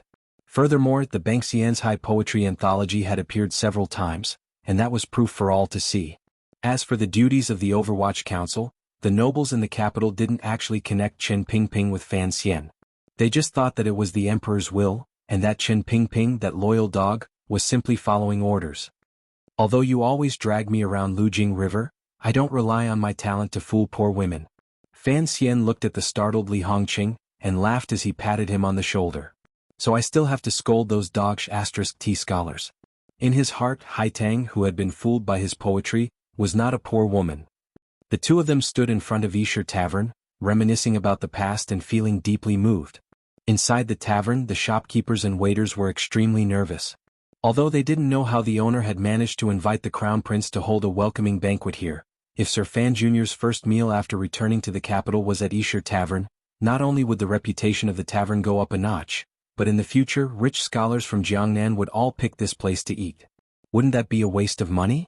Although Esher Tavern was already famous enough, who would complain about having more of these three things? Fame, power, and money? Fortunately, they didn't have to be nervous for long. Li Hongqing and Fan Xian had already walked into the tavern, arm in arm. The guards from the prince's manor, who had been guarding the two ends of the street behind them, immediately withdrew and stood guard at the entrance of the tavern. At the same time, waiters had already led Fan Manor's carriages and attendants elsewhere. With a creak, the door to Esher Tavern closed. This was probably the first time in the 34 years since the tavern opened in the capital. As the door closed, Li Hongqing seemed to inadvertently turn his head, and his sharp eyes discovered a few secret agents in ordinary clothing, occupying important areas around the tavern. He knew that they were the Overwatch Council's personal bodyguards, but even he wasn't sure which bureau they were from. The Crown Prince sighed to himself and said to Fan Xian, "And you say I'm arrogant?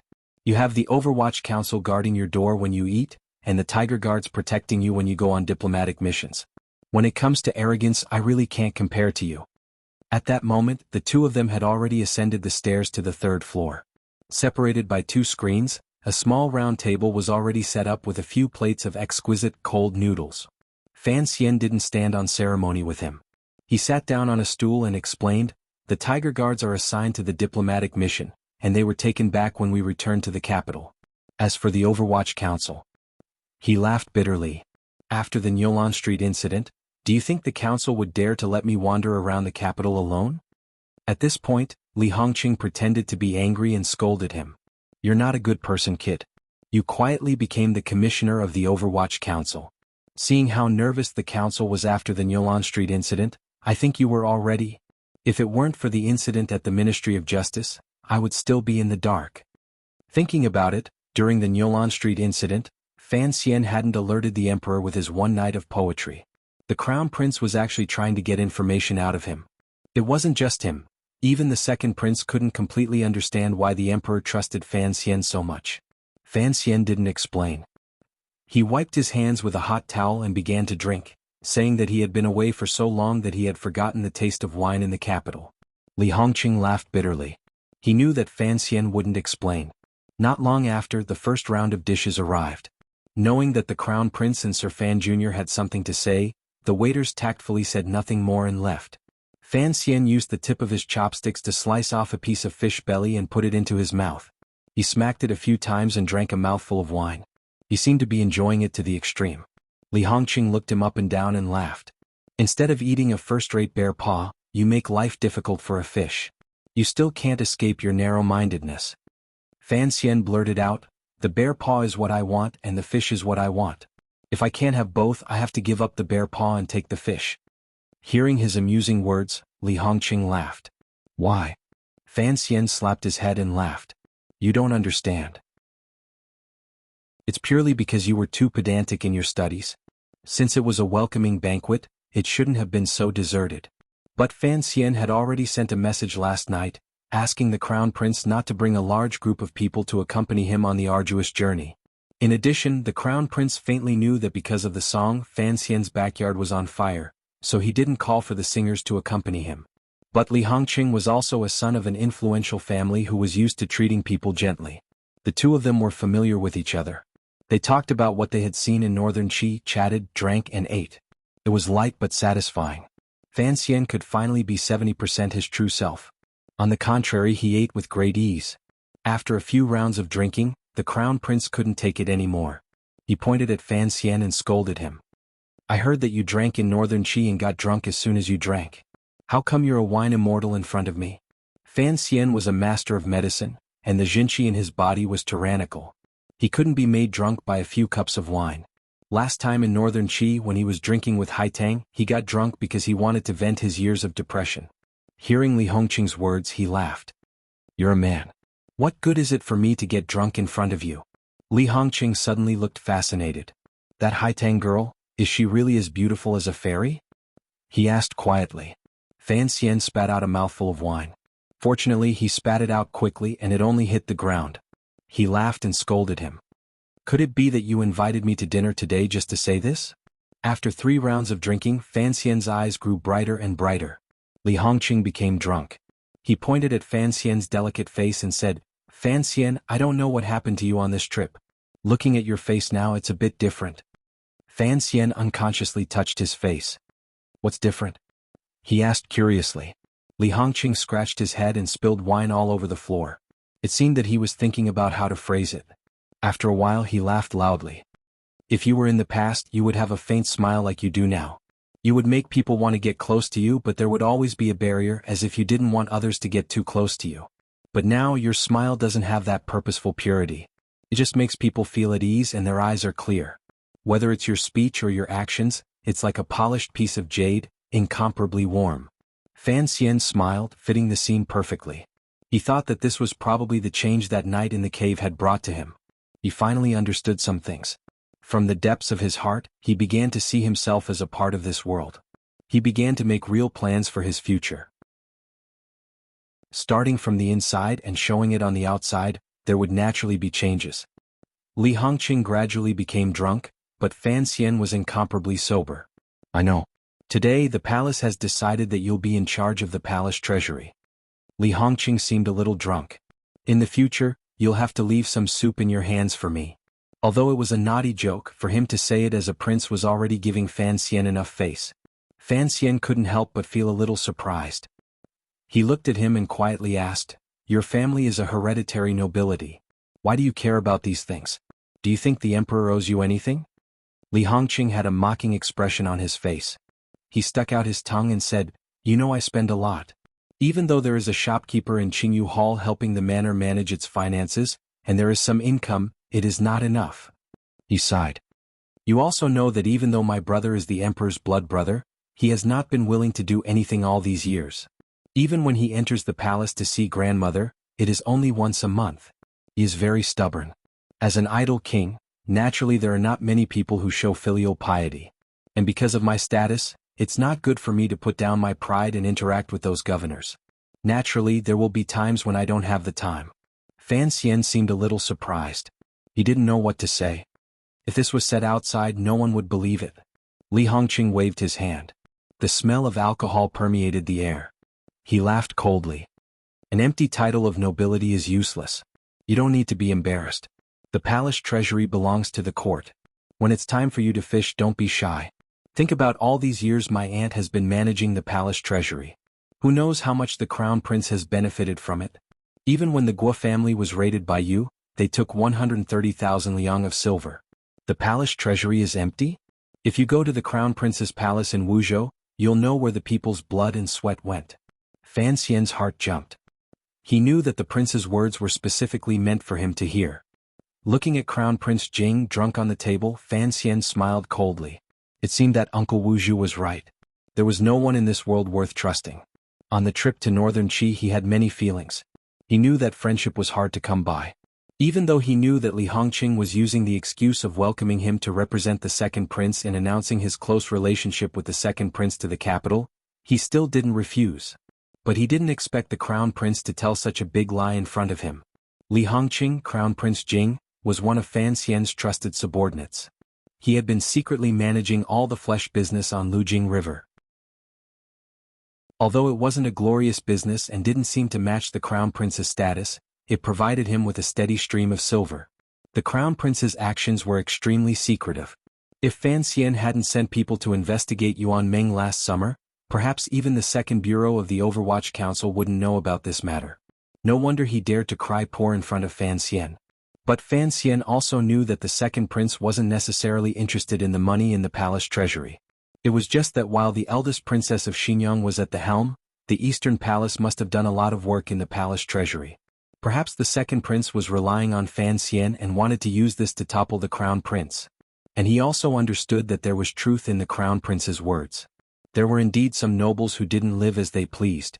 Even Fan Xian himself, if he didn't have the support of the bookstore and the head steward of the national treasury, would have to stretch out his hands everywhere, without anyone to show him respect. Did he have to rely on the government's salary?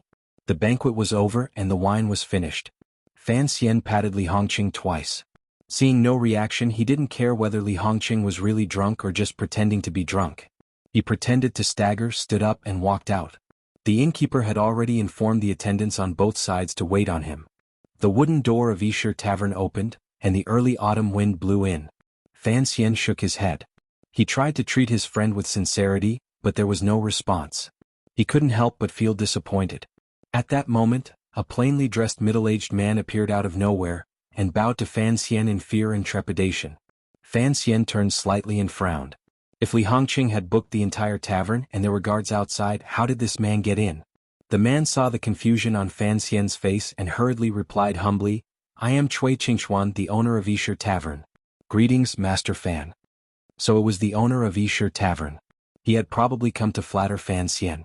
Fan Xian was about to smile when he suddenly remembered the family name. "Cui?" he asked, frowning. Cui Qingxuan carefully smiled. "That's right. The elders of the clan wanted to come and thank you for your kindness in teaching the second son in the north. But they know that Master Fan is a scholar, and doesn't like to do things like this, so they ordered me to serve you well today." Fan Xian nodded expressionlessly. He knew that the Cui clan was a famous family with roots in the capital.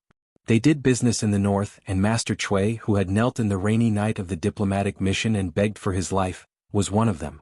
Presumably, the Cui clan knew that their son had offended Fan Xian, and so they had done everything they could to smooth things over. Cui Qingxuan tactfully did not step forward. He only handed over a box. "This is a dwarf ginseng. Although it's not very nutritious, it's best used to sober up a hangover. It's been washed and it's best to chew it raw." Fan Xian nodded and Teng Zijing took it from him. In the carriage, Fan Xian opened the box on his knees. There was no dwarf ginseng but a thick stack of banknotes. He frowned and flipped it over. There were 20,000 taels of silver in it. Teng Zijing sat across from him and said, dumbfounded, "The Cui clan is very generous." Fan Xian's expression did not change, but he was actually a little surprised. This was the income of Dambo bookstore, and yet they had delivered it so easily. Of course, he also understood that if the Cui clan still wanted to do business in the north with the palace treasury, they would have to curry favor with him. Thinking of the courteous treatment he had received on his way out of the palace, he couldn't help but sigh. Although he had lived 2 lives and his temperament was much firmer than that of the average person, at this moment he truly felt the feeling of power and he felt a little lost. But the Chui clan had given him this money for nothing. Since Fan Xian had already made up his mind in the future, the Chui clan would only be able to accompany the eldest princess in death. Thinking of this, his dislike for the crown prince lessened a little. After all, people only had 1 life and in the end they were just using each other. But he did not like that Li Hongqing treated him like a fool, and in the end he still wanted to keep this friend. Teng Zijing looked at the young master's face and knew what he was thinking. He frowned. Is this appropriate? Fan Xian looked at him and smiled. The crown prince gave me a sentence earlier. After leaving the palace and the manor, I am a true lord. What is inappropriate about that? The carriage arrived at a secluded alley. The moon in the sky was near its zenith, and its silvery light was soft. Fan Xian got off the carriage and let the people of the manor return first. Teng Zijing knew that Fan Xian was secretly protected by a team of Overwatch Council officials, so he said nothing. He waved at a shadow and an Overwatch Council secret agent quietly walked over. He was also in the first batch of people from the Qinian unit, and could be considered Fan Xian's closest confidant. Fan Xian looked at him. Deng Ziyue, tomorrow send a secret order back to the council. Investigate the Minister of Appointments, the Imperial Astronomer, and the Deputy Imperial Messenger of the Left. See if they have anything to do with the Chui clan's businesses. Deng Ziyue suddenly raised his head. His eyes were wide and bright. Sir, without an edict, we cannot investigate the royal family. His rank in the Overwatch Council was extremely high, so he vaguely knew that behind these 3 officials was the second prince. Fan Xian frowned and waved his hand. It's just a few officials secretly investigating. What are you afraid of? Deng Ziyue knew that his performance had already dissatisfied the commissioner, and he hurriedly agreed. Fan Xian looked at him and added, Wang Qinian knows what to ask and what not to ask. Since you have taken over his position, you must learn this. Deng Ziyue fearfully accepted the order. Then he saw a box suddenly appear in front of him. He didn't dare open it, so he could only hold it in his arms and walk with Fan Xian, who was strolling with his hands behind his back. Finally, he gathered his courage and asked, Sir, from now on, how can I contact the council? He didn't know if this was something he should ask. Fan Xian stopped walking and smiled. Don't go through the official channels. That will be recorded. Go directly to Mu Tai of the First Bureau. Yes. Fan Xian walked forward. It was rare for him to appreciate the capital late at night after a long absence. He didn't want to let go of this opportunity, so he only said one sentence. This box is not for you. It's for you. Chapter 263. The nights in the capital were quieter than those in Shangjing, northern Qi. The people of the Qin kingdom were not used to the so-called Golden Age, so most of the time, they were used to staying at home at night. Of course, the pleasure boats on the Lujing River and the brothels in the west of the city were not included. Fan Xian put his hands behind his back and walked slowly through the night. Deng Ziyu held a box and followed a few steps behind him. Suddenly, Fan Xian stopped and waved his hand toward the darkness in front of and behind him. The Overwatch Council officials hidden in the darkness responsible for his safety revealed themselves somewhat unknowingly. Everyone in the capital knows you are by my side. Why deliberately stay in the dark? Fan Xian said with a smile. Deng Ziyu explained with a wry smile, the court officials do not like to see the Overwatch Council spies on the streets. The common people are also afraid. I'm afraid it will have a bad effect on you, sir. Fan Xian understood what he meant. He smiled and said, You always walk on people's roofs. Aren't you afraid you'll disturb people's sleep? The subordinates looked at each other, but they followed Commissioner Fan's orders and came to the streets. These people were all officials who had not been very successful in the Overwatch Council. When Wang Qinian was ordered to form the Qinian unit, he had put in a lot of thought and found people who were suitable. Now that the people of the Qinian unit were following Commissioner Fan, it could be said that they were riding on the crest of success in the council. No matter which of the 8 bureaus they went to do business with, they were always respectful. Furthermore, other than their monthly salary, they also received a large allowance. This kind of change made them feel that following Commissioner Fan was a very fortunate thing. It was near the middle of the night and the temperature was dropping. Deng Ziyu hurried forward a few steps and put a thin black windbreaker on Fan Xian's body. He then immediately returned to his position. A group of 7 or 8 people walked forward. Everyone wore the black unlined clothing that the Overwatch Council had specially made. The hem was above the knee. The material did not reflect much light, and it gave off a gloomy feeling. Under the moonlight, the group maintained a very meaningful distance. Silently and synchronously, they surrounded Fan Xian in the center and walked forward. The silver light was like snow and the black clothes were like ink. The next day, Fan Xian went to the building next to Tianhe Avenue, the Overwatch Council. As he walked in, calm-faced officials of the Overwatch Council bowed to him. "Good morning, Commissioner Fan." "Good morning, Commissioner Fan." He smiled and responded to them one by one. Without stopping, he walked towards the room at the back of the courtyard. He pushed the door open and found that the 7 heads of the 8 bureaus were all present. Fan Xian bowed slightly and cupped his hands in salute to the crowd. The 7 leaders did not dare to be arrogant and quickly stood up to return the salute.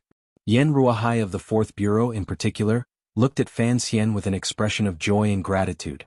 It seemed that he had spent the past 2 days at home with Yan Bingyun and his son, and was in a good mood. Only Qin Pingping, sitting in the wheelchair at the end of the long table, looked at him with a faint smile. He coughed and sat on the seat to the right of Qin Pingping. He was somewhat surprised to not see his teacher. As if guessing what he was thinking, Qin Pingping gently rubbed his knees and said in a slightly sharp voice, "He went to Jiangnan to have fun. I can't control him." Fan Xian smiled and lowered his voice. Looking ahead, he said, "When are you going out to play?" Qin Pingping glanced at him and said, "That depends on when you have the ability to take over." The Overwatch Council rarely held these kinds of meetings, and Fan Xian had coincidentally run into them both times he came. Of course, these 2 meetings were inextricably linked to him. After listening to Fan Xian's report on his trip to northern Qi, the officials all relaxed. As long as the spy network in the north had not been fatally destroyed, nothing else mattered. As for Fan Xian nominating Wang Qinian to temporarily handle affairs in the north, no one had much objection. For one, Fan Xian had this power as commissioner. Secondly, Wang Qinian had been in the council for a long time. If he had not failed to live up to expectations in the beginning, he was afraid that by now he would also be a leader. Since he had coincidentally followed Commissioner Fan, it was not out of line for Commissioner Fan to promote one of his own upper rank. Third, the business in the north was a dangerous one. Just look at what happened to the son of the Yen family in the 4th Bureau. But the following announcement of the council's personnel arrangements was somewhat unexpected. The officials of the council had always thought that after Zhu Gu of the 1st Bureau committed suicide, the position that had been left empty, and the reason why the director had not called for anyone to take over was because he wanted to wait for Yan Bingyun to return to the country. Unexpectedly, the director announced that Yan Bingyun would be appointed as the head of the 4th Bureau. If he went to the 4th Bureau, who would be in charge of the 1st Bureau? What about Sir Yan Ruohai? Qin Pingping raised his eyes weakly and said, "Ruohai has been in the council for too long. He is a bit tired of it, so he has asked to resign from his position in the 4th Bureau. Tomorrow, he will send a letter to the Ministry of Appointments and find a position in the capital to enjoy his retirement." From the looks of it, Qin Pingping was not very happy about Yan Ruohai's voluntary resignation. But Yan Ruohai had been worried about his son's life every day for the past year and was actually somewhat tired of life in the council. In addition, he knew that the council's 8 bureaus could not allow 2 heads of the Yan family to appear at the same time. In order to make room for Yan Bingyun, he could only rush to resign first. The heads of the Overwatch Council's 8 bureaus did not seem to have a high rank, but in reality they held great power in their hands. Even the vice ministers of the various ministries did not dare to offend them. Fan Xian looked at Yan Ruohai and found that the corners of his eyes were indeed a bit tired, but there was also a hint of relief and joy. Since the director and Sir Yan had already made arrangements for the 4th Bureau, no one said anything more. At that moment, the head of the 2nd Bureau asked, "The position of the 1st Bureau has been empty for so long, someone has to take care of it." Mutai. He shook his head and said, "His loyalty is unparalleled, but he only knows how to flatter. His ability is still a bit weak." The 1st Bureau is one of the most important departments in the council, and it is in charge of supervising the officials in the capital. The other chiefs also nodded in agreement. The 1st Bureau was the brightest position among the 8 bureaus. Since these bosses of the 8 bureaus did not retreat bravely like Yan Ruohai, they naturally all wanted to advance further. Qin Pingping slowly turned his head and looked at Fan Xian, who still had a suspicious look on his face. He said, "From today onwards there will be no head of the 1st Bureau. Commissioner Fan will have full authority to manage it." These words were spoken lightly, but they carried a heavy weight in the hearts of everyone present. Immediately, the desire to fight for power in their hearts was completely dispelled. No one dared to fight with Commissioner Fan. He had always been their superior, and it was clear that he would one day take over from Director Chen. Now that he was in charge of the First Bureau, who dared to say anything? But everyone's hearts were filled with awe. The power of the commissioner was already limited, and now that Sir Fan was in charge of the First Bureau, the affairs of the First Bureau would no longer need to be personally arranged by the council. Instead, the other departments would have to cooperate with the First Bureau. In this way, the status of the First Bureau would probably increase by half a level. In other words, Commissioner Fan was the ruler of the First Bureau. Whatever he said, the First Bureau would do. Fan Xian was also a bit surprised. Why would Qin Pingping want him to manage the First Bureau? He turned to look at him and said, "Director, I am already very reluctant to be the commissioner. I have never handled any specific affairs. If I were to suddenly manage the First Bureau, I am afraid it would not be of any benefit to the council." Qin Pingping's words set the tone. "You have no experience with specific affairs, so I am giving you the First Bureau so that you can gain some experience." After the meeting ended, all the subordinates in the council congratulated Fan Xian. But the atmosphere of the Overwatch Council was better than that of the other departments in the court, so Fan Xian didn't hear too much flattery. As the officials left, Yan Ruohai stayed behind and expressed his thanks to Fan Xian. Fan Xian felt a bit ashamed of himself. He quickly smiled and said, "Bingyun and I felt like old friends when we first met. Besides, it was all council business. I really didn't do much. Please don't say that, Sir Yan. I am ashamed." Yan Ruohai saw that Fan Xian did not take credit for himself, and admired the young nobleman even more. He smiled and patted Fan Xian on the shoulder. "In a few days I will send an invitation for Master Fan to visit us." Of course. Fan Xian wouldn't refuse. He also wondered what Lady Shen was like in Yan Manor. Only Qin Pingping and Fan Xian were left in the room. Nonsense station. Qin Pingping frowned and looked at him. "I know that Bingyun is a calm child, and would never bring that woman back to the capital. I think it was all your idea." Everyone was afraid of Qin Pingping, but Fan Xian always laughed and played the role of a junior in front of him. After complaining about being wronged, he said, "Director, this has nothing to do with me. When Lady Shen entered the diplomatic mission, she stayed in the eldest princess carriage the entire time. I couldn't forcibly drag her down and kill her." Qin Pingping narrowed his eyes. "On the way back to the capital, I had the Black Knights follow the diplomatic mission. If it weren't for your instructions, how could that woman have charged into the diplomatic mission alone?" Fan Xian didn't know how to explain.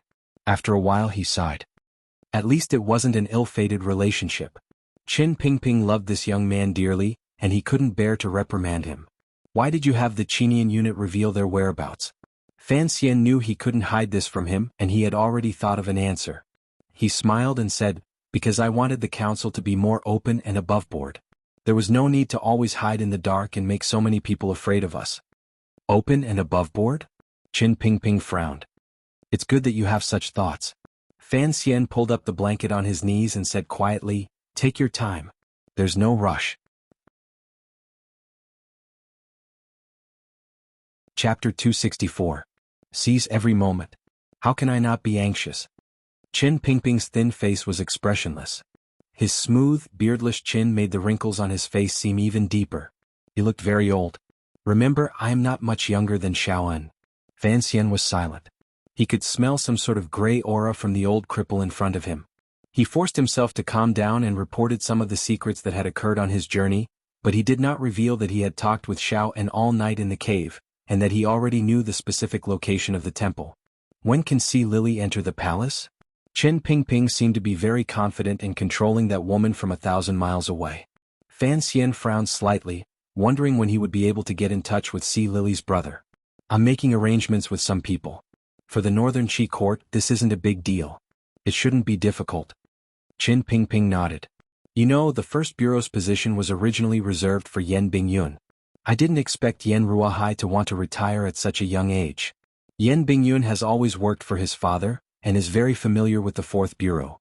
Staying there is not a bad choice. But the First Bureau has been thrown to you. You need to be careful." Fan Xian squinted. "Is there anything I need to be careful of?" Qin Pingping looked into his eyes with a strange smile. "There are many things you need to be careful of. In fact, His Majesty has always hoped that you would pick up the First Bureau. After all, there are many officials in the capital. If you don't keep a close eye on them and let them get too close to the princes, there will always be some trouble." Fan Xian's heart trembled. He began to secretly curse that person in the palace. Your sons are making a ruckus. Why do I have to put out the fire? Chen Pingping's withered fingers gently tapped on the armrest of the wheelchair. His knuckles protruded like the joints of bamboo. Fan Xian turned to look and heard the tapping of the armrest. Only then did he realize that the armrest was hollow, just like bamboo. He couldn't help but have a strange thought. This most strict and terrifying old man in the Qin kingdom was as temperamental as bamboo in the wind? You did well in the north this time, Chen Pingping said. You had Wang Qinian stay there. I know what you want to do, but as long as His Majesty doesn't say anything, you can't make a move. Fan Xian frowned and said, the eldest princess made a lot of money from that line. You also know that I will be taking over the palace treasury after the new year. If I do not clean up this mess before I take over, I will not be able to produce results. How can I explain it to the world? Chen Pingping glanced at him and said, the Cui family sells goods to the north on behalf of the eldest princess. If you cut off this line, is there anyone suitable to take over? Fan Xian thought he had something to introduce, so he put on an expression that said he was all ears. Chen Pingping waved his hand. I will report this matter to the emperor. The emperor also feels that the eldest princess has stretched her hand too far these past few years. But after all, we are one family. If he is not willing to relent, then you should not act. You must know that the council also hopes that you can firmly control the palace treasury. First, you are the commissioner. Second, you must know that the reason the Overwatch Council is able to maintain its current position among the 3 departments and 6 departments is inseparable from the palace treasury. Fan Xian asked, what do you mean by that? Chen Pingping glanced at him and slowly explained in a gloomy voice, the Overwatch Council has the power to supervise all officials, so it cannot have any relations with these departments. The affairs of the state and the council have always been separated. The Overwatch Council spends a large amount of money a year, but in all these years, not a single cent has been taken from the national treasury. So, whether it is the Ministry of Revenue or the other departments, they cannot order the council around. This is the so-called independence. Fan Xian understood. The Overwatch Council's funds and salaries are all directly taken from the profits of the palace treasury. Correct. Chen Pingping continued, this was an iron rule set by your mother in order to separate the council from the officials of the world. So, if you want to control the council in the future, you must plan for the thousands of officials in the council and the people on the periphery. The healthier the palace treasury, the more stable the Overwatch Council's economic foundation, and it can always maintain this independent position. Chen Pingping laughed coldly. Since the beginning of the bloodshed 13 years ago, the emperor has made who knows how many new policies. The old Ministry of Military Affairs was changed to the Council of Military Affairs, and now it is changed to the Bureau of Military Affairs. He has also re-established the Ministry of War. This is just a small example. These things in name, changed again and again, seem to have no impact on the bones, but in reality, they have kneaded these departments into a big pile of dough. And the reason the Overwatch Council has always been like it was before is because of the so-called independence. Fan Xian smiled bitterly. This is all because of the emperor's words. So you must fight. Chen Pingping stared coldly into his eyes.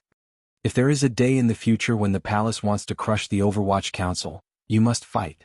If the Overwatch Council also becomes a broken thing like the Supreme Court, then our Qin Kingdom. I'm afraid it will slowly become a broken thing like the Wei Kingdom. Fan Xian understood the old cripple's worries.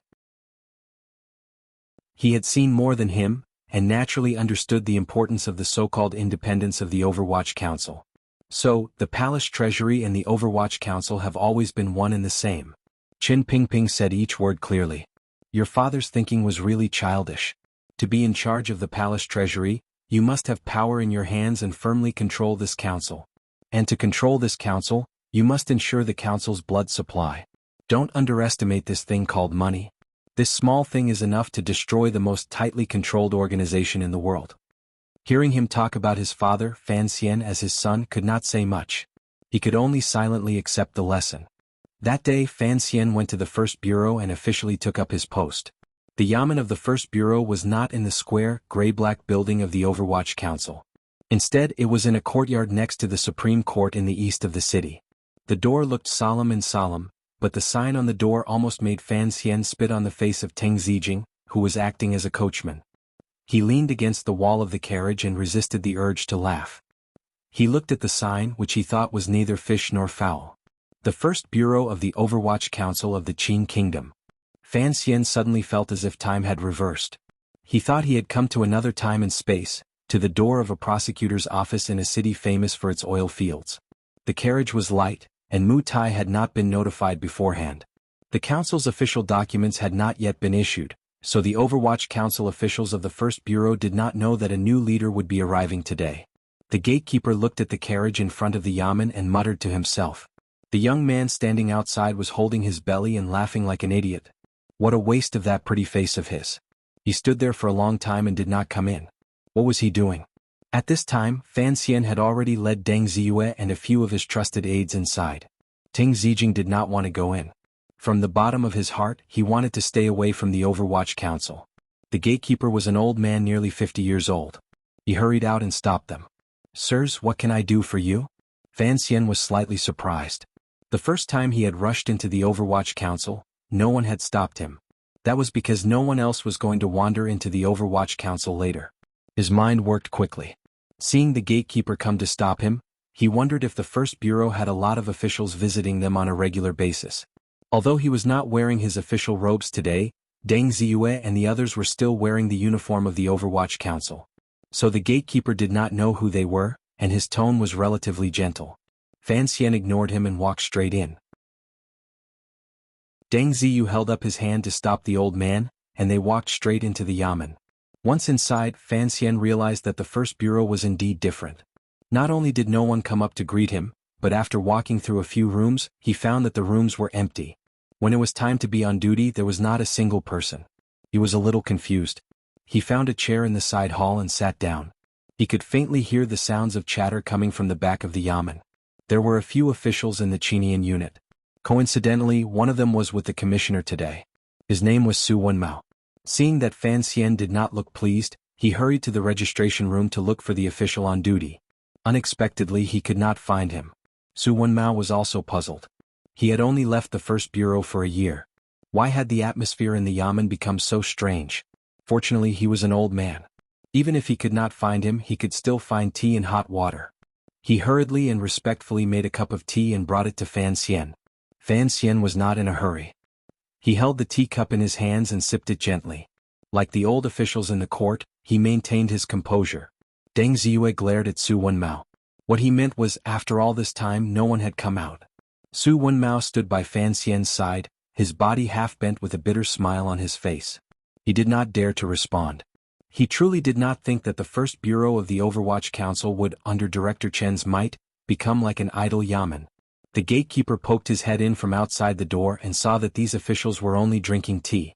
He guessed that they were waiting for someone, so he didn't bother to pay them any more attention. Thus, they sat awkwardly in the middle of the hall. Fan Xian was getting impatient. He stood up and motioned for them to sit, while he walked to the cupboard at the side of the hall. He began to flip through the files that had long been covered in dust. He thought to himself that no one had come to stop him. The discipline of the First Bureau was truly broken. Suddenly, a few people walked in talking and laughing. Looking at their uniforms, they were all officials of the Overwatch Council. In their hands they carried large bamboo baskets. In the baskets there were fish chilled. They looked quite fresh. When these people passed by Fan Xian's group, they did not look them in the eye. Only one of them caught a glimpse of Su Wenmao and laughed loudly. "Old Su, how come you have time to come back today?" Su Wenmao's face was full of awkwardness. He saw Fan Xian's hand gesture in the corner and could only smile. "Today the commissioner is reporting to the council. We have nothing to do, so we brought you guys for a walk." On the way north, the Qinian unit knew of Fan Xian's methods. Under the pressure, they did not dare to say a word of warning. The man clapped his hands and called for the others to bring in the basket of fish. With an envious expression, he said to Su Wenmao, "Old Su, you have made a meteoric rise. If you follow that young master, won't you be able to do whatever you want in the future?" Su Wenmao considered his words and carefully replied, "The commissioner's demands are strict. I don't dare to use his name to mess around outside." The man laughed and said, "Let's not talk about that. In any case, these good things will not fall into the hands of the First Bureau. Let's go." At the same time, he called out to Deng Ziyu's colleagues. "Since you're here, don't leave first. Everyone knows how long the meeting in the council will take. Come in with me to rub some." Deng Ziyu huffed coldly and turned his face to the side. Seeing that he did not give him face, The man's face revealed an embarrassed expression. He thought hatefully, isn't it just holding onto Commissioner Fan's leg? What's there to be proud about? He paid them no more attention. After chatting with Su Wenmao for a bit, he prepared to leave. Just then Fan Xian walked out. With a warm expression he asked, "Brother, earlier I saw you bring in a basket of fish. Are you going to eat this for lunch? I'm afraid I'll have to trouble you for a meal." The light in the yamen was dim, so the man did not see Fan Xian's face clearly. He only knew that he was a young man. He laughed and said, "Of course I can't bear to eat it. We'll give it home later. Looks like it's a valuable fish. Otherwise it wouldn't be packed in ice," Fan Xian said. "Of course." The man squinted at Deng Ziyu and showed a proud expression. Dreamy cloud fish shipped 800 li south. They were fished from a large lake. They're incredibly delicious. If they don't keep them chilled they would have gone bad long ago. In Jingdo, even those high-ranking officials would find it difficult to eat them. Only the military has the ability. Fortunately, we are the first bureau of the Overwatch Council. Otherwise we wouldn't have such good food. So it was sent by the military. Fan Xian smiled. He knew that the various departments in Jingdo would try their best to please the first bureau, but he didn't think they would put in so much effort. The man cupped his hands and said, "Let's not talk anymore. Since you are waiting for the commissioner's meeting to end, then please sit for a while. I'll go in and snatch my own fish and then I'll come out to talk with you." Fan Xian said, "Don't panic. We still have something we need to see Master Mu about. It's just that we haven't been able to find him. I hope you can help us." The man looked at him and smiled. "I thought it was a big deal. I'll go inform him. You wait here." The man laughed and walked to the backyard. As soon as he left Fan Xian's line of sight, his expression changed. He jogged into a room at the back of the yamen and kicked the door open. Inside the room there were a few people sitting at a table playing mahjong. Being disturbed like this, they jumped in fright and couldn't help but curse. Mu Tai, who was sitting at the head of the table, had an unfriendly expression on his face. He turned a green mahjong tile into a hidden weapon and threw it at the man. "Are you going to a funeral? How can a few fish make you so hungry?" The man trembled. "Master Mu, a young man has come to the bureau." Mu Tai frowned and said proudly, "What kind of person is that? If it's someone we know then bring him here. I don't want to give up such a good mahjong tile." "I don't know him." The man's voice trembled. "But Su Wenmao is with him. I think, could it be, that young master has come?" Mu Tai was shocked. He slammed the table and stood up. He pointed at the man's nose and scolded, You have to take responsibility for what you say." He was so frightened that he stood up and paced in circles. "Is it really the commissioner?" "I think so." The man's face was full of grievance. "In front of him, I didn't dare recognize him. I pretended I didn't know him and came to inform you. If it really is Commissioner Fan you have to be careful." Mu Tai's face was full of panic. He quickly ordered his men to remove the mahjong table and rearrange it like an office. He jogged with the man to the front hall of the yamen. As he ran he said, "Fenger, you have done well. Go back and ask your aunt to introduce you to a good marriage." Damn, why did the commissioner suddenly come? Thank goodness you reacted so quickly. You are truly worthy of the first bureau of the Overwatch Council. You did not neglect your disguise work. Good, very good. The secret agent called Fenger wiped the ice water on his hands on the back of his clothes and said, "It's Lord Mu's good leadership, good leadership." Chapter 265. Mu Tai's face darkened, and he slowly walked out of the hallway. Without even looking at the person sitting in the side hall, he coldly said, "Who is it that insists on seeing me? Don't you know that the first bureau is very busy?" Su Wenmao saw that his former colleagues were always looking out for him. His eyes darted around and he gave Mu Tai a meaningful look. Mu Tai already knew who was coming, but he was just putting on an act. He pretended to be reminded by Su Wenmao, and suspiciously turned his head to look behind him. There he saw the young man. "You are." Mu Tai frowned and took a step closer. Suddenly he turned pale with fright and knelt down on one knee. "I am Mu Tai. Greetings, Commissioner." Fan Xian looked at him expressionlessly. He had no interest in playing along. Mu Tai's face was still full of shock and he happily said, "Sir, why didn't you tell me you were coming to the first bureau? I made you wait outside. What should I do?" Fan Xian still did not speak, but a smile appeared on his lips. Mu Tai looked at this smile and his heart began to grow cold. Everyone knew that every time Sir Fan Jr. smiled the sweetest, it was also when he was the angriest in his heart. Thus he could not help but lower his voice. I. Fan Xian still did not speak and only smiled at him. Mu Tai's dark face showed a trace of regret. He did not dare to say anything more and he knelt down again. In the side hall of the first bureau the atmosphere was very oppressive. Fan Xian did not want to see him make a fool of himself again. After all, Mu Tai was the registrar of the first bureau. After Zhu Ji's suicide, he was basically in charge of the first bureau's affairs. He frowned and said, "The side hall is too dirty. It's not suitable for receiving guests." Mu Tai was stunned and immediately became happy. He angrily yelled at Feng, "Get someone to clean it up. It's against the rules to leave the files in the hall like this." Fan Xian smiled. Mu Tai leaped high into the air and shouted for the officials of the first bureau to come out. They began to move the dusty files into the dark room behind them. These officials were all slacking off. They walked out weakly and saw Master Mu standing obediently next to a young man. They did not know Fan Xian, but they were all intelligence officers. Their brains worked very fast and they immediately guessed the identity of this young man.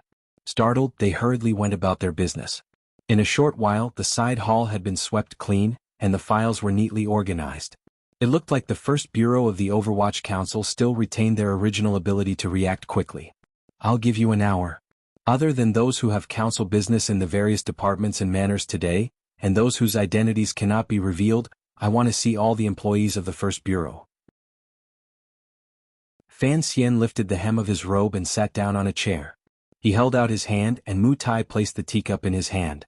Dejectedly he said, "I'll go now."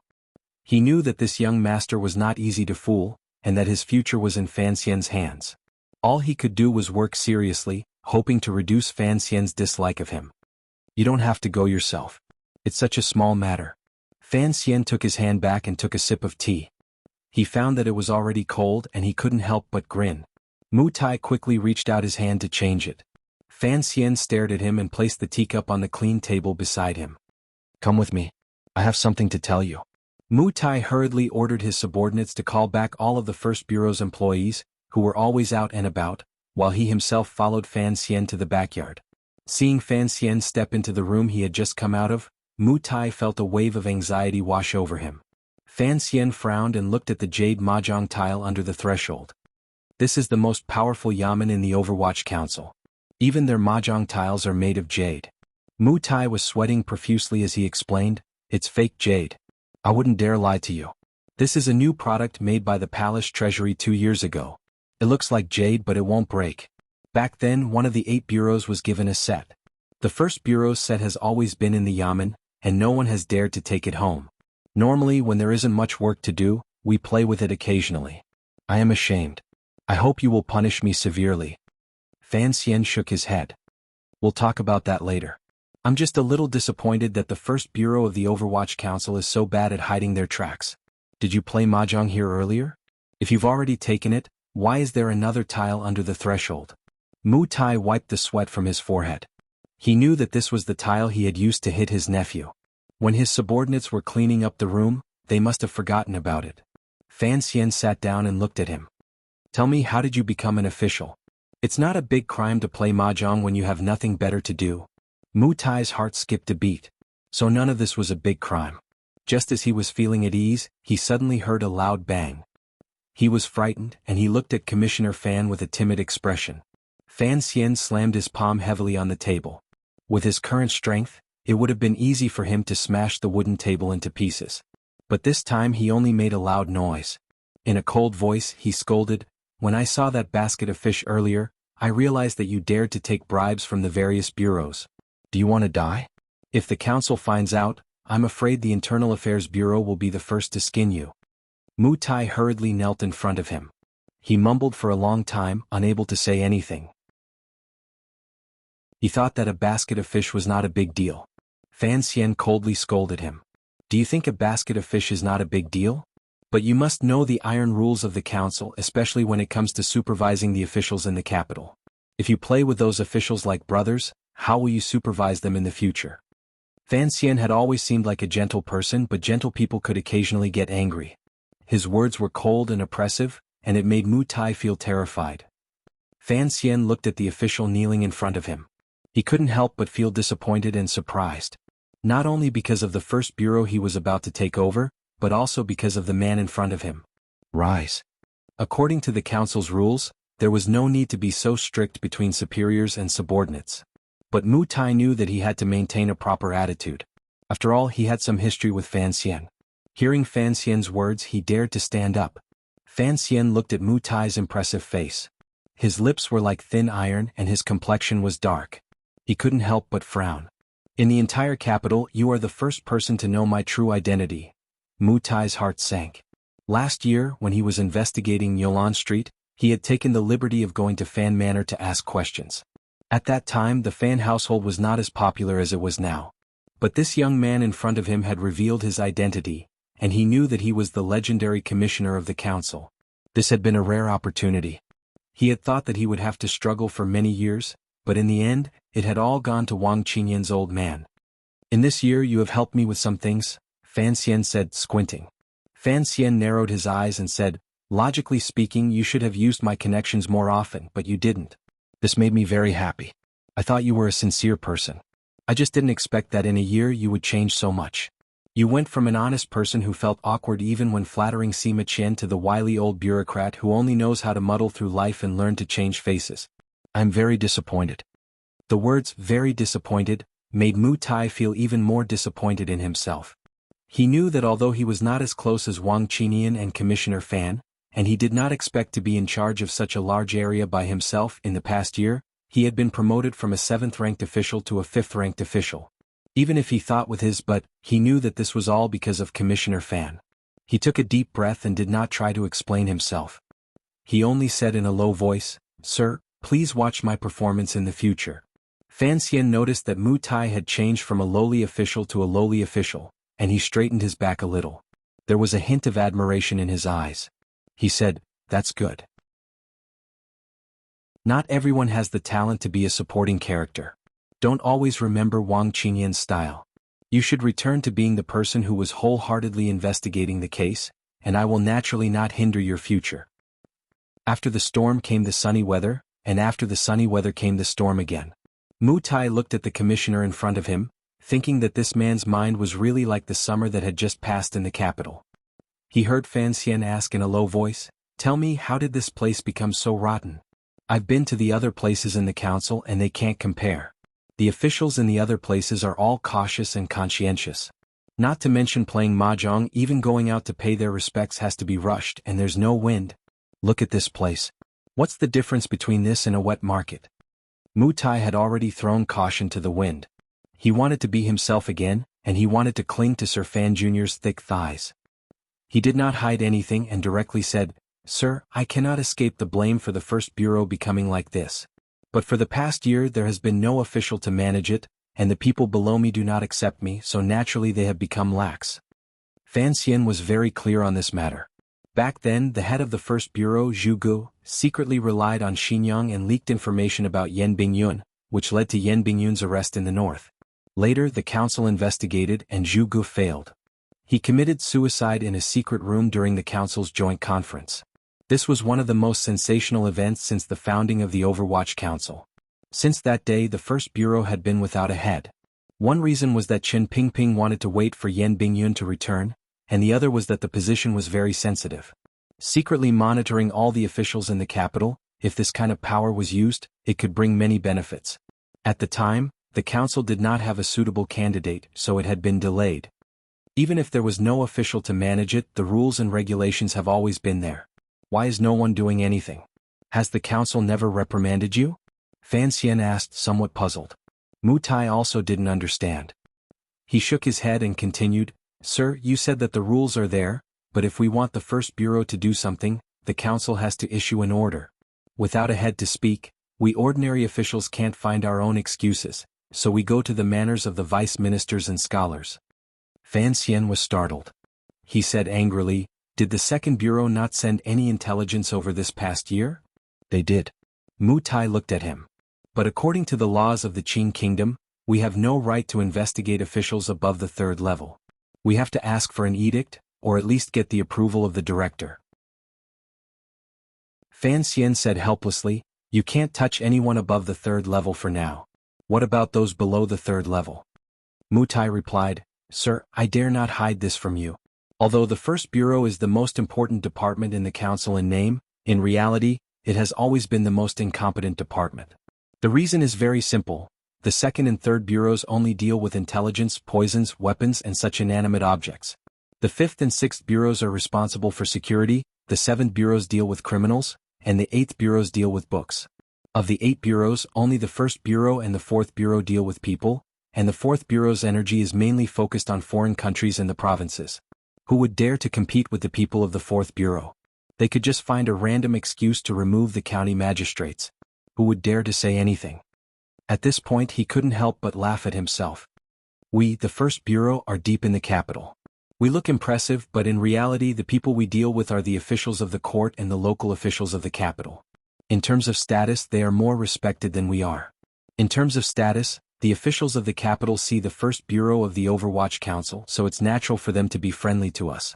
If the 6 bureaus have something to gain, they won't forget about us. But if they really want to compete, they won't be afraid of us. Fan Xian thought this wasn't right. Where in his previous life had he heard of such a cowardly brocade guard? For those below the 3rd level, you have the right to file a case and conduct independent investigations.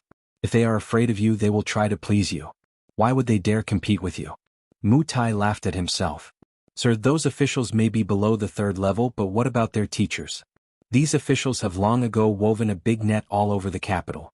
Some cases, even if we find evidence, can't be reported. Fan Xian squinted and asked, why? It's simple. The brothers of the 1st bureau also have to live in the capital. Mutai sighed. Although the salary is much higher than that of ordinary officials, the relatives of the family still have to find a way to make a living. They find jobs in the various yamen. Even if you don't deal with these officials, even if you sell vegetables, if you investigate a scribe in the capital government, the capital's magistrate will have the ability to shut down your vegetable stand. The reason he uses is very much in line with the laws of the Qin kingdom. You can't find any fault with it. As for those who are connected to the palace, they won't even look at us. Like Dai Jin of the Vegetable Inspection Bureau in Dengshi, he is a well-known corrupt official, but we can't touch him. Why? Because eunuch Dai of the palace is his uncle. Ever since Master Zhu committed suicide to escape punishment, the 1st bureau has no one to lead them. The officials under him won't easily offend the officials in the capital. Who doesn't have relatives? We're all in the bureaucracy, so we have to leave some room to meet in the future. Mutai said with shame, I'm not afraid of your anger, sir. This year I've been trying to protect myself. Other than the big cases handed down by the council, I haven't investigated anything else. Sir, it's not that I don't have the guts, it's just that living in the capital is not easy. There are too many officials that I have to deal with. Fan Xian didn't say anything. He calmly said, from now on talk to me like this. Rectification. The first thing to be rectified is that people don't do practical things. They only know how to please their superiors. Hearing the term rectification was new to Mutai, he felt an inexplicable sense of fear. He quickly asked Fan Xian for instructions. After a while, Fan Xian spoke expressionlessly. Mutai listened with a look of admiration. He was afraid that he would forget, so he ground the ink and scribbled. After some time, Deng Ziyu finally knocked on the door and reported, Sir, everyone is here. In the 1st bureau of the Overwatch Council, other than the people who had stayed behind to guard the capital, there were 310 members in total. Other than those who were investigating the case and the spies, buried in the manners of the officials, everyone who could come was basically all present. They took up an entire piece of flat ground in the back courtyard. Everyone had already tidied up their clothes and stood solemnly, waiting for the commissioner to speak to them. Fan Xian sat in a chair in front of everyone. He had no intention of standing up. He looked at these people and nodded slightly. He realized that a year of laxity had not completely worn away the solemn atmosphere around these people. He could still smell a trace of the gloominess of the Overwatch Council spies. He was quite satisfied with this.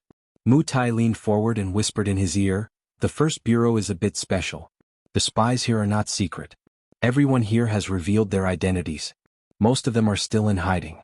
The spies' names are kept in the yard and cannot be accessed. If you want to see them, you will need the 1st bureau's report and the director's warrant. He thought of Fan Xian's status and paused. You are the commissioner, so you do not need the director's warrant. But you will need the 1st bureau's report. I will write it in a bit. Fan Xian shook his head. After a moment of silence, he smiled. There is no need. From today onwards, I will be in charge of the first bureau. If you want me to write a report, I will have someone write it. Mu Tai's body stiffened. He had thought that Fan Xian was only here for an inspection. He did not expect that he would be in charge of the first bureau. But when he thought of the fact that he could work with Fan Xian in the future, and that it would be easier to get close to him, a trace of joy appeared on his face. There was a long silence on the flat ground. Fan Xian did not say anything.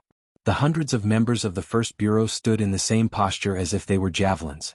Although they were not soldiers, their uniform black was still very pleasing to the eye. It gave off the feeling of Scotland Yard on a rainy day. After a long time, Fan Xian stood up and quietly said, "I am Fan Xian. From today onwards, I will be your chief official." Most people had guessed who he was, but when they heard that the world-famous Sir Fan Jr. was coming to the first bureau as a chief official, they were slightly surprised, but more than that, they were happy. After Zhu Ji's death, not only did the first bureau find it difficult to carry out its work in the capital, they were even looked down upon by the council. Now, with Sir Fan Jr. taking the lead, who else in the other 7 bureaus would dare to make excuses? The various departments and yamens in the capital would probably offer even more benefits in secret. But what Fan Xian said next sent a chill down everyone's spine. "I know how you have spent the past year," Fan Xian said with a smile. "From today onwards, you can no longer live like this." After throwing out this simple conclusion, he sat back in his chair and glanced at Mu Tai. Mu Tai stood up and coughed twice. He looked at his subordinates in a very dignified manner and said, "Today, I have gathered everyone here mainly because the commissioner has some things to say at the beginning of his term. I have been entrusted by the commissioner to say a few words. The main idea was decided by the commissioner. Please listen carefully, my colleagues." The officials in the council listened attentively. "Today, I would like to talk about the style of the first bureau." Mu Tai furrowed his brows and said bitterly, "Why is there an Overwatch Council? Why do we have the first bureau? Because there are corrupt officials in the court who lie to His Majesty, oppress the people, and violate the laws of the Qing Kingdom. His Majesty wants to supervise the government, the people want to live and work in peace, and the dignity of the Qing Kingdom's laws must be upheld. So there must be a bureau." The officials were stunned. Sir Mu had always been good at handling cases. When did he learn to write such articles about officialdom? But with His Majesty, the people, and the Qing Kingdom's laws weighing down on them, no one dared to say anything. "We are the first bureau. We are His Majesty's eyes and ears. If we want to be able to hear and see well and share His Majesty's burden, we must be in sync. Our troops must be strong, and our orders must be carried out like a mountain. Otherwise, the supervision of the officials in the capital would be like a castle in the air. What are the problems in the first bureau today? His Majesty's instructions are wise and correct, and the first bureau's work has been fruitful. In this regard, the commissioner has praised us greatly." Mu Tai's tone suddenly changed and he said coldly, "But, in the past year there have been many problems in the first bureau. As the acting supervisor, I am responsible. Tomorrow I will ask for punishment. But from today onwards, you are not allowed to do anything that violates the rules of the Overwatch Council. You are not allowed to privately or in the name of the first bureau, to accept gifts and benefits that can be converted into money from other departments of the court. You are not allowed to refuse any reports for any reason. You are not allowed to have daily contact with officials of any departments under any name. If a case requires a banquet, you must report in advance, and the minimum number of guests must be at least 3. Increase the organization of the routine work and strengthen. Strictly implement the rules of the Overwatch Council and the relevant rules. In the past year, if you have done anything inappropriate, please report to me within 10 days and I will forgive you."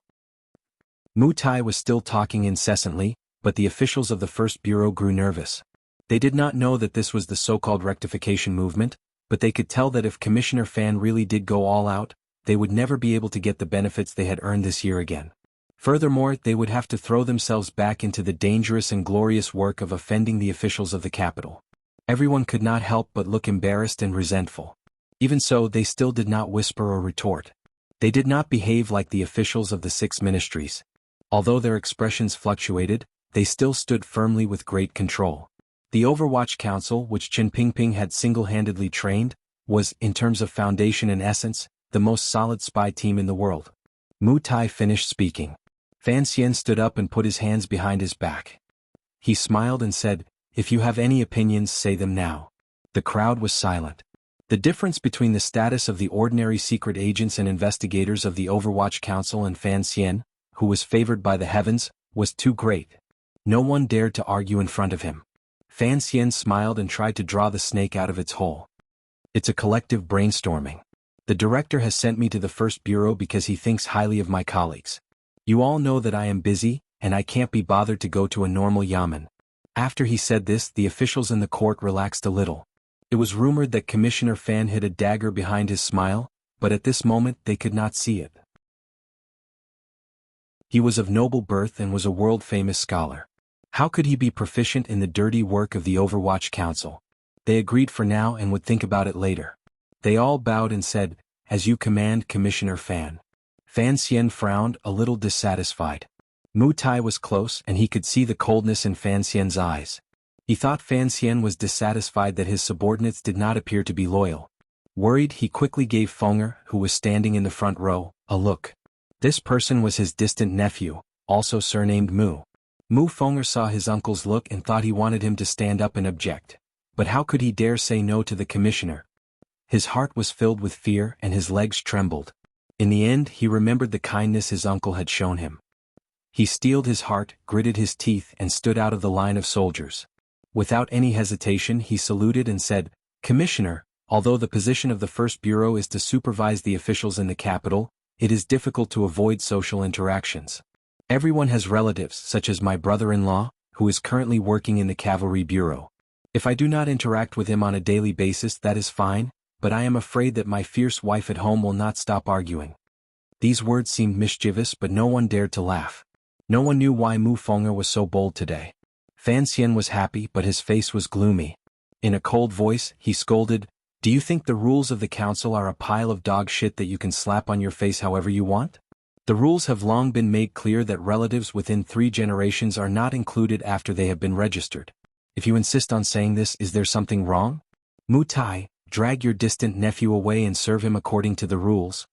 Mu Tai sighed and dragged his nephew away with a face full of resentment to be flogged. Fan Xian's cold gaze swept across the crowd. "Is there anything else you want to say?" Everyone knew he was using his official power to oppress people, but they did not expect there to be a stubborn person among the secret agents. They stood out and bowed in a low voice.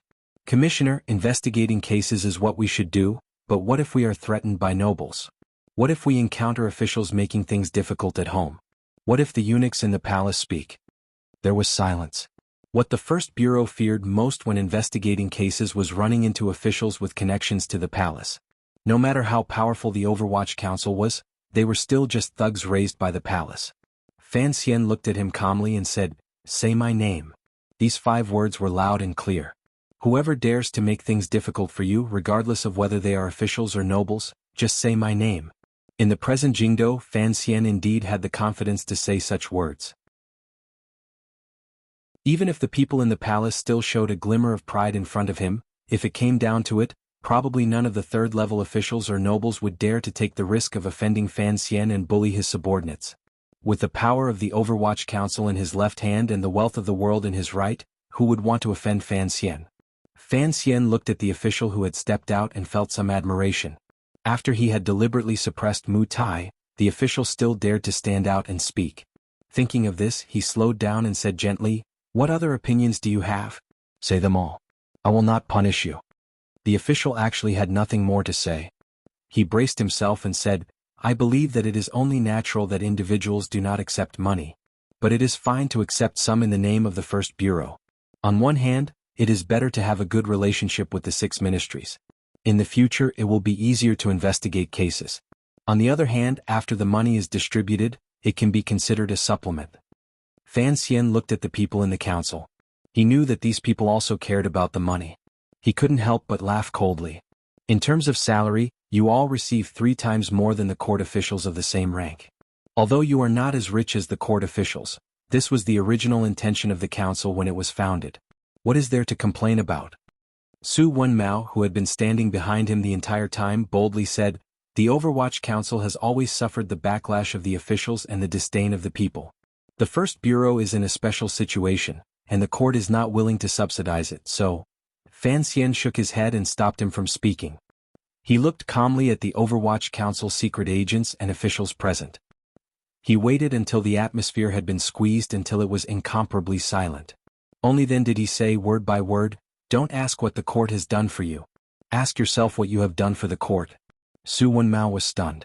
After thinking about it for a while, he realized that there was a deeper meaning to it. He couldn't help but feel a sense of shame and admiration.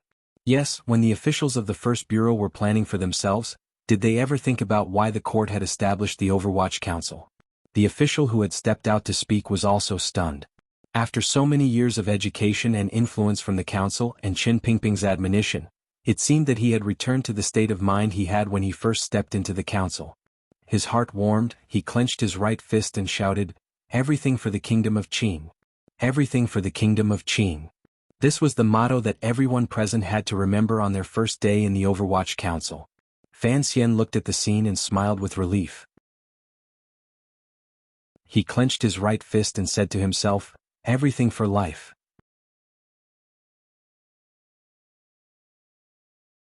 Chapter 266. The sky was dark. All of Jingdo was enveloped in a gloomy and somber atmosphere. The refreshing autumn air had disappeared. The cold rain that had continued for 3 or 4 days not only washed away the dust in the roof tiles of the private residences but also washed the stone pavement clean. At the same time, it also brought the first chill of autumn in the 5th year of the Qin calendar. Fan Xian rubbed his hands together and sat on the second floor of Xinfeng restaurant. His gaze pierced through the layers of rain outside the window and looked at a yamen across the street. A little further in that direction was the yamen of the Supreme Court. Comparing the two yamens, the First Bureau appeared much quieter. However, the expressions of the Overwatch Council officials who went in and out were steady. They were no longer the same as before. The rectification had been going on for a few days. Of course, Fan Xian did not think that just shouting a few slogans and reiterating the rules would be enough to bring back the minds of all the officials. So, the secret self-examination and investigation had continued. After ruthlessly removing some people from their positions, and at the same time, even more ruthlessly sending some officials to the 7th Bureau for trial, the atmosphere in the First Bureau finally changed. The yamen, which was as precise as a machine, finally began to operate effectively. Fan Xian was not used to sitting in the First Bureau, so he refused Mu Tai's offer of a room. Instead, he booked a quiet room facing the street on the 2nd floor of the famous Xinfeng restaurant. Every day he would sit there and eat some snacks to kill time. At the same time, he could ensure that if something happened in the First Bureau, he would be able to react immediately.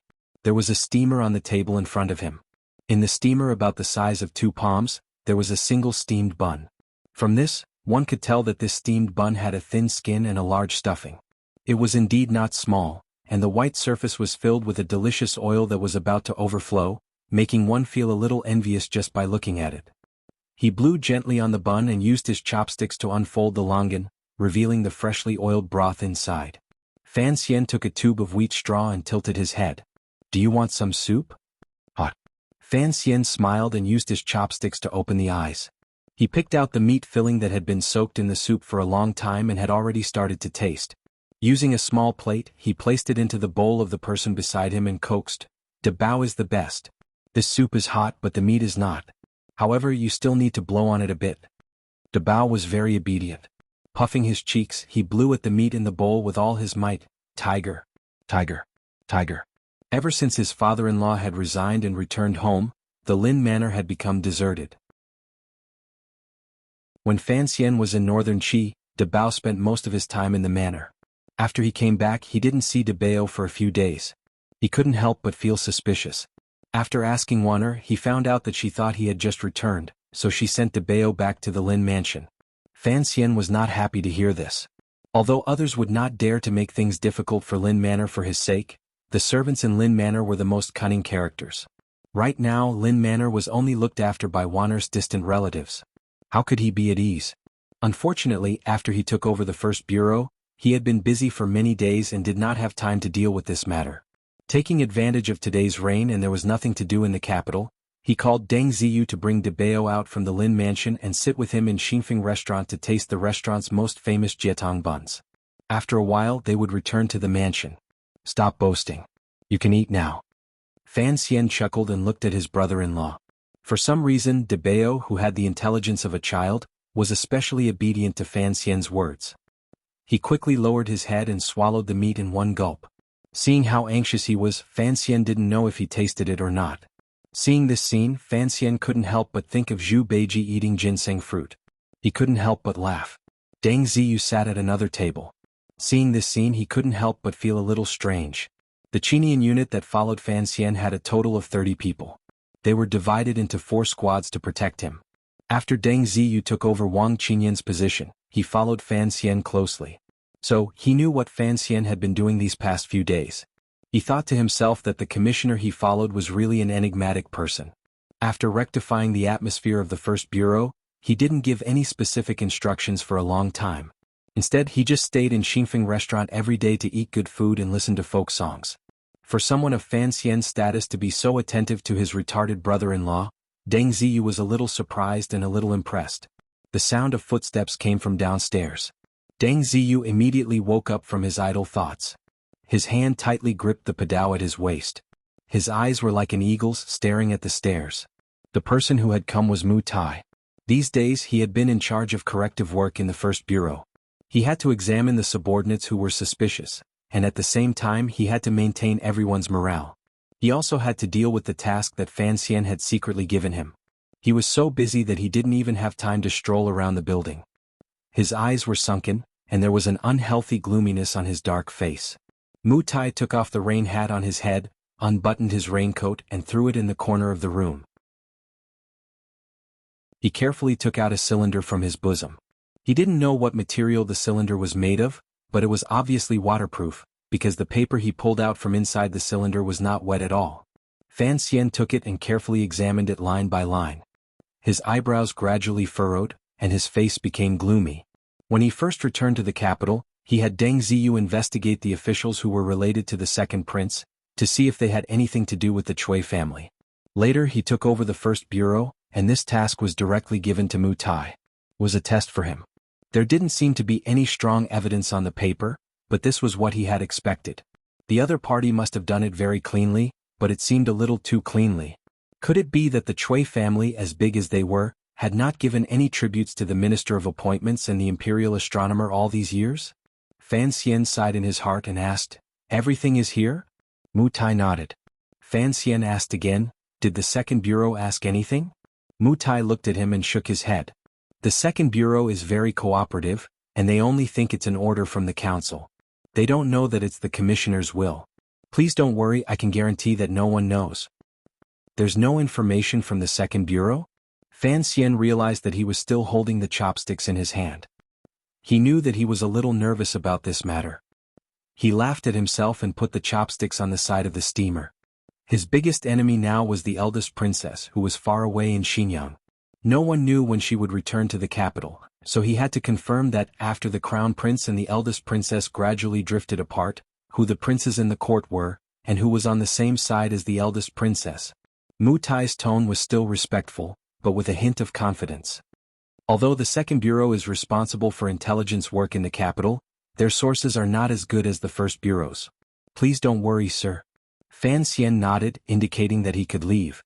After Mu Tai left, Fan Xian looked at the small, densely packed words on the file and fell into deep thought. It recorded all the people the Cui family had bribed over the years, the time, and the reason. Most of the officials in the capital had connections, but there was no trace of the second prince's faction. This gave him a headache. His intuition told him that there was a problem, but he couldn't find anything useful in this complicated information. In reality, Fan Xian knew very well that his forte lay in assassination, holding power, and creating momentum. In the end, under the gentleness on the surface, he only had the heart of an assassin. He was not an emperor who was good at controlling and manipulating people's hearts. He was also not a strategist who was good at analyzing intelligence and judging strategies. Knowing one's weaknesses and using one's strengths, Fan Xian used people in this way and analyzed himself in this way. Thinking of that meticulous plan in Shangjing, northern Qi, he couldn't help but sigh. He began to think of Wang Qinian, who seemed funny, but had actually helped him come up with many ideas. Of course, the true mastermind of that plan was Yan Bingyun. Fan Xian had originally planned to tie him to his belt after he returned to the capital. Who would have thought that the council would send Yan Bingyun to the fourth bureau and leave him in charge of the first bureau? It was no easy task to squeeze Sir Yan Jr.'s intelligence and strategy from an official point of view. He glanced at Debeo and found that his brother-in-law was launching a final attack on a bowl of mixed paste noodles. He couldn't help but smile. Picking up the steamed bun skin that had lost its meat filling, he reached into Debeo's bowl and carelessly smeared some meat sauce on it. Then he quickly stuffed it into his mouth and began to chew in large mouthfuls. Debeo was stunned. He realized that a hand had brushed past his bowl. It took him a while to react. He slowly raised his head to look at Fan Xian, who was full of pride. He shook his head with some bitterness, then lowered his head to eat the noodles. Outside Xingfeng restaurant, the rain continued to fall. The force of the rain was great. After it hit the ground, it bloomed into countless balls of mist, gradually blurring people's eyes and obscuring the buildings around the street. A chill followed the raindrops and landed in Jingdo.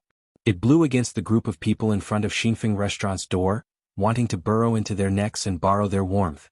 Fan Xian draped a windbreaker over Debeo's body and carefully fastened the buckle around his neck.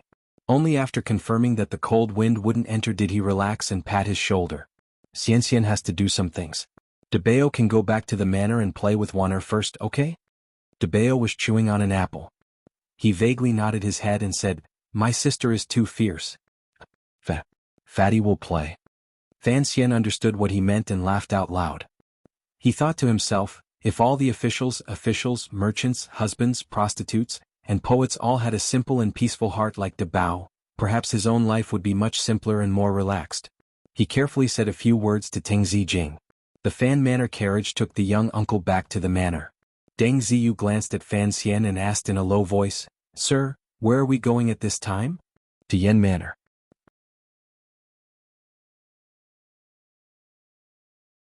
Chapter 267. Deng Ziyu was slightly startled. He thought to himself, on this rainy day, instead of waiting in the bureau for his subordinates to show their filial respect, instead of eating heartily in Xingfeng restaurant, instead of going back to his manor to enjoy the warm tea, he insisted on going to Yen Manor in the face of the storm. He didn't know what he was thinking. "I'll go get a carriage," he said to Fan Xian in a low voice and prepared to walk to the opposite side of the street. Fan Xian shook his head and flipped his hand to cover his head with the hood of the raincoat. He was not afraid of the pouring rain outside. Just like this, he walked into the rain on Chang Street, allowing the rain to hit the gray-black clothes on his body. The Overwatch Council's official robes were very common, but there were special styles. For example, when investigating a case on a rainy day, they would often wear this kind of raincoat. The sleeves were wide but not long, and it was all made of waterproof material. There was a one-piece hat on the back. The style was a bit strange. It was like a windbreaker but also like a cloak. When the rain fell from the sky and landed on this clothing, it would slide down smoothly. Back then, when Shu the scholar first saw this kind of Overwatch Council clothing in Jingdo, he was greatly interested and gave it another name, lotus clothes, using the meaning of rainwater sliding off lotus leaves like pearls. But after all, the style of this kind of raincoat was a bit strange and did not fit in with the current sense of beauty.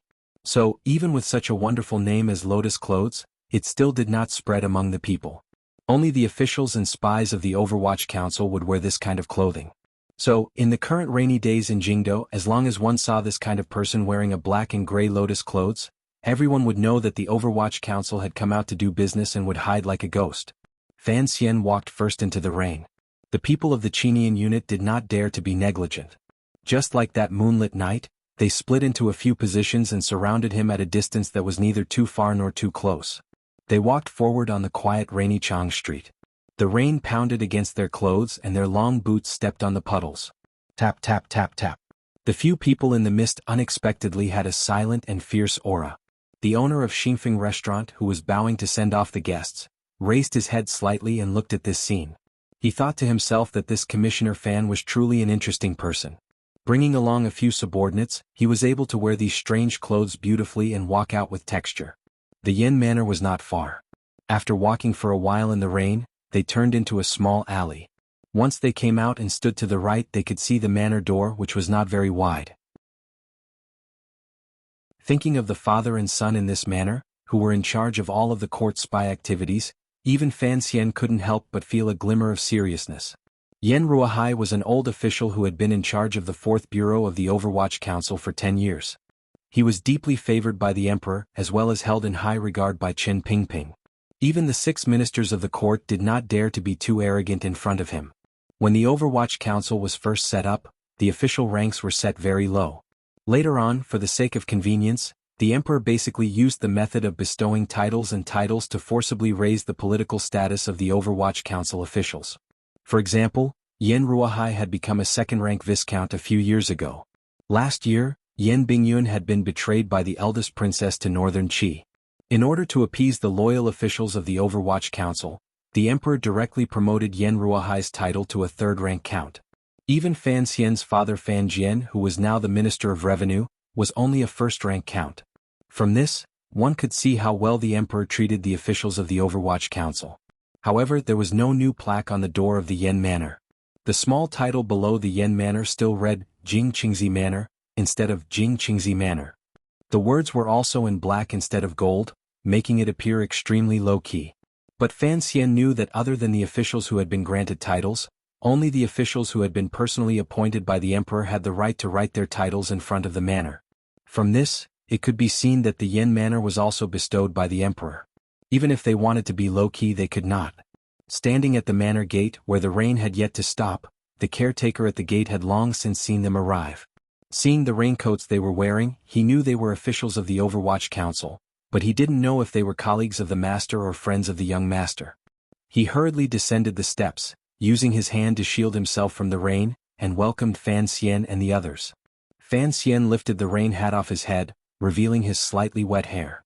"Is little Yen home?" he asked. The caretaker was about to say that the master was not home, but hearing the other party speak, he realized they were looking for the young master. Looking at the handsome face, he had long since guessed who it was. He respectfully said, "The young master is home. May I ask if you are the commissioner?" Fan Xian nodded and took off his raincoat, placing it on his forearm. The caretaker hurriedly took it, holding up an oil paper umbrella in his left hand. "Sir, please come in." This was a clever man. He knew that the young master had returned from the north and had a close relationship with Commissioner Fan, so he took the liberty of not announcing his arrival and welcomed them directly. Fan Xian had the same idea. He smiled at the caretaker and very naturally walked into the manor. After all, his rank was above that of the Yen father and son, so there was no need to be polite under these circumstances. This was the first time he had come to Yen Manor, and he couldn't help but be curious about the environment of the manor. But following the caretaker's umbrella, he did not see anything out of the ordinary along the way. There was just enough rain to moisten the surprisingly large fake mountain in the courtyard, making the moss on it seem as if it had returned to its youthful green. Past the fake mountain was the inner courtyard of Yen Manor. Fan Xian looked at the two people in the distant veranda, listening to the rain, and smiled. He waved his hand to indicate that no one should follow him, and he slowly stepped on the puddles of water on the stone floor, trying not to make a single sound as he approached the veranda. The veranda was in the rain, and the stone steps beside the pillars were soaked. Even the ground under the veranda was half wet. But the two people in the veranda remained unmoved. They sat on two chairs and stared blankly at the scene of the autumn rain. One of them was Sir Yen Jr., who had just returned to the capital not long ago. The other was Lady Shen, who had fled thousands of li. The two of them sat on the chairs and did not speak, nor did they look at each other.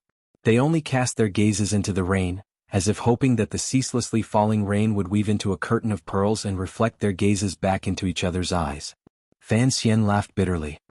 He found that Yen Bingyun's face was still a sheet of frost, but there was a gentleness in his eyes. Lady Shen, who was beside him, seemed to have shaken off the misery of the day her family was ruined. There was a slight shyness on her face, but there was an additional trace of confusion in her eyes. But this pair of resentful lovers did not speak, did not look at each other, and acted as if the other did not exist. The scene was a little strange. What made Fan Xian feel even stranger was that Lady Shen was wearing the clothes of a servant girl. Her feet were shackled and dragged by a long chain. The end of the chain was inside the room. It looked like she had been chained up by Yen Bingyun. After watching quietly for a while, Fan Xian sighed in his heart. He knew that Yen Bingyun's mood was not as relaxed as he appeared. Otherwise, he would have been able to stand behind the two of them for so long without noticing. So he coughed lightly. Yen Bingyun turned his head and saw that hateful, gentle, smiling face. Anger flared in his eyes. He didn't know if it was because he was angry at being disturbed, or because he wanted to make trouble for Fan Xian because he had been forced to take a captive. Lady Shen saw Fan Xian, but she did not know what to feel.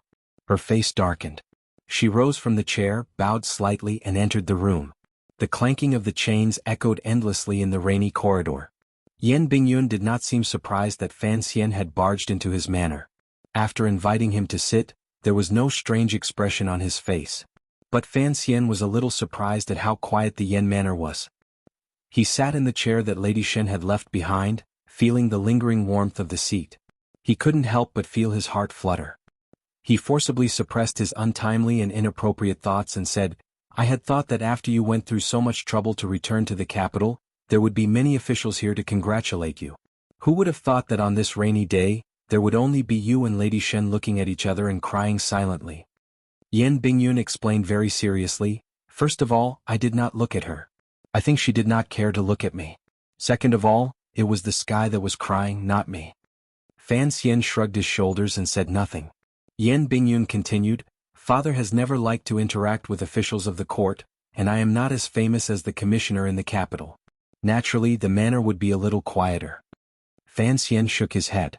"I know that before you went to Northern Qi, you were a famous young master in the capital. Now that you have returned home, you will certainly be promoted again. How could those people who want to curry favor with the Yan manor not come knocking? Even if your family is the head of the Overwatch Council and does not belong to the same system as the court officials, I think no one would pass up such a great opportunity." Yan Bingyun's face was expressionless. "Father keeps 3 dogs. They are always tied outside the door so no one dares to enter the manor." Fan Xian was surprised. He touched his slightly wet hair. "Why didn't I see them when I entered the manor?" Yan Bingyun said, "Today there was a heavy rain that stopped the guests. Those big black dogs have been working hard these past few days. Let them rest." Fan Xian was speechless. "Sir, what business do you have with your visit today?" It was clear that Sir Yan wanted to deliberately keep his distance from this Sir Fan Jr.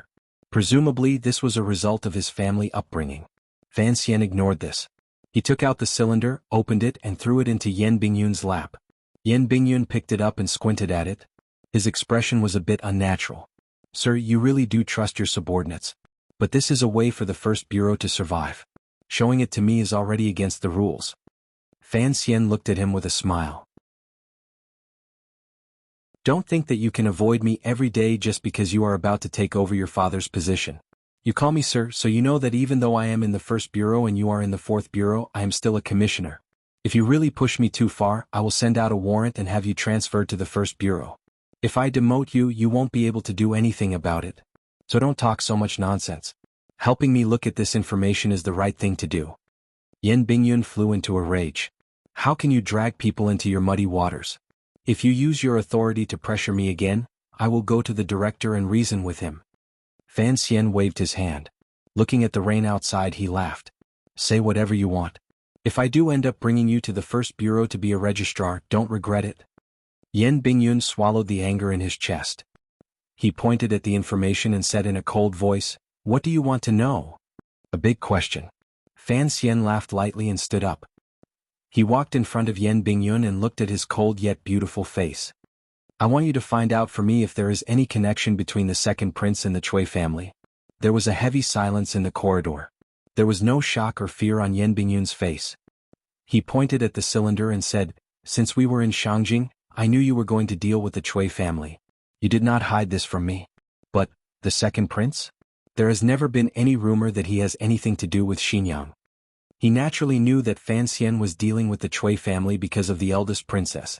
He was investigating the relationship between the Cui family and the second prince because he wanted to deal with the eldest princess. So he was a bit confused as to why the second prince would be involved. "Intuition," Fan Xian said calmly. "I did not hide the matter of dealing with Xinyang from the beginning. Because in this matter, there is a natural possibility that you and I will be allies. As for my suspicions of the second prince, it is because I discovered that in the half a year I was in Northern Qi, he had been too quiet in the Qing kingdom. Furthermore, it was only recently that I gradually learned that this seemingly inconspicuous second prince actually has such great power in the court. There are so many officials who are close to him." The reason why Fan Xian thought that the second prince was unusually quiet was because, from the perspective of his previous life, in the struggle for imperial power, the crown prince, who had an innate advantage, could basically guarantee his future as long as he did nothing. And in this year, without the eldest princess' secret influence, the crown prince had indeed done so. However, the second prince was different. If he wanted to ascend to the throne in the future, he had to do something. A quiet dog might bite, but a quiet prince must not seize power from others. Yan Bingyun looked at him strangely. It seems that you have decided to get involved in the struggle between the princes after all. Fan Xian smiled and shook his head. No, I am just making preparations in case they fight in the future until I don't even have a house to live in. Yan Bingyun was silent for a while, as if he was calculating the consequences of this matter. After all, as an official, there was no one who did not care about the future direction of the court, especially young and promising officials like Fan Xian and Yan Bingyun. Sir, are you on the crown prince's side? Yan Bingyun suddenly raised his head and looked directly into Fan Xian's eyes, somewhat unreasonably. He asked such a seemingly stupid, overly direct question that left no room for discussion. Fan Xian was slightly startled, but a smile slowly appeared on his face. He shook his head. No. Yan Bingyun was silent for a moment, then gradually smiled. So you are on the emperor's side. Fan Xian did not say anything. He knew that Yan Bingyun would help him. Yan Bingyun had been locked up for a year and had long been bored to death. Now that he had returned to the capital, he was still recuperating.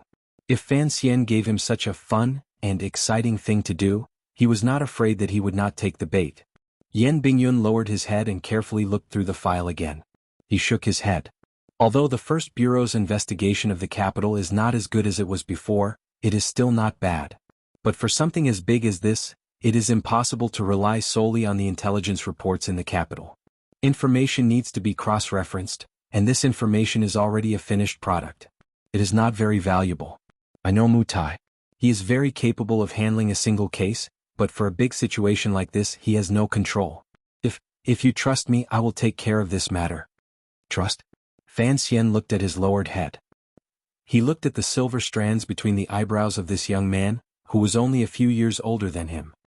He narrowed his eyes and said, I trust you.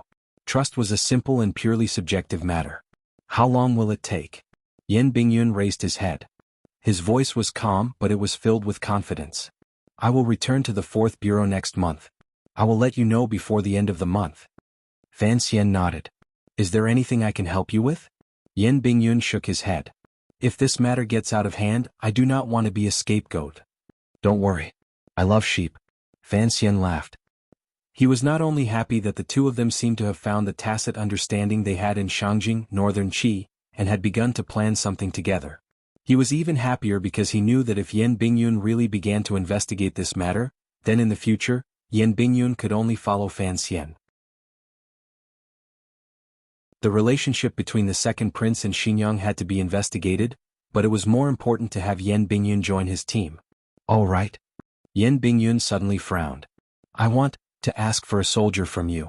Fan Xian asked curiously, you have been recuperating all this time. Are you secretly investigating something? As for asking for a soldier, Sir Yan has so many elite soldiers in the Fourth Bureau. Do you really need to ask me? Outside the corridor, the rain was coming down even more heavily. The pitter-patter pattered against the stone floor, as if it wanted to create countless pockmarks. The trees in the courtyard, having drunk their fill of water, began to droop their leaves, afraid of the torrential rain. Yan Bingyun's brows flashed with a hint of melancholy and worry. There is a serial murder case in the south, spanning across several prefectures. Many people have died in the 13 yamens of the Ministry of Justice, but they have not been able to catch the murderer. Thus, the case has been transferred to the council by His Majesty. Fan Xian nodded. He was a knowledgeable man.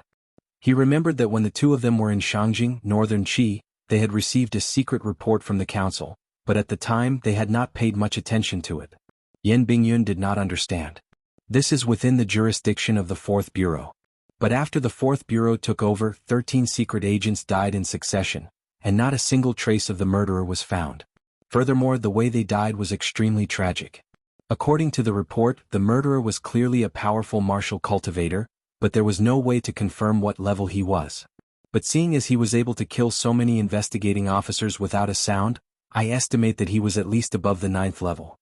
Fan Xian began to take an interest in this matter. In today's world of peace, as long as a martial cultivator was above the 9th level, no matter what country he was in, he would be strongly recruited by the government.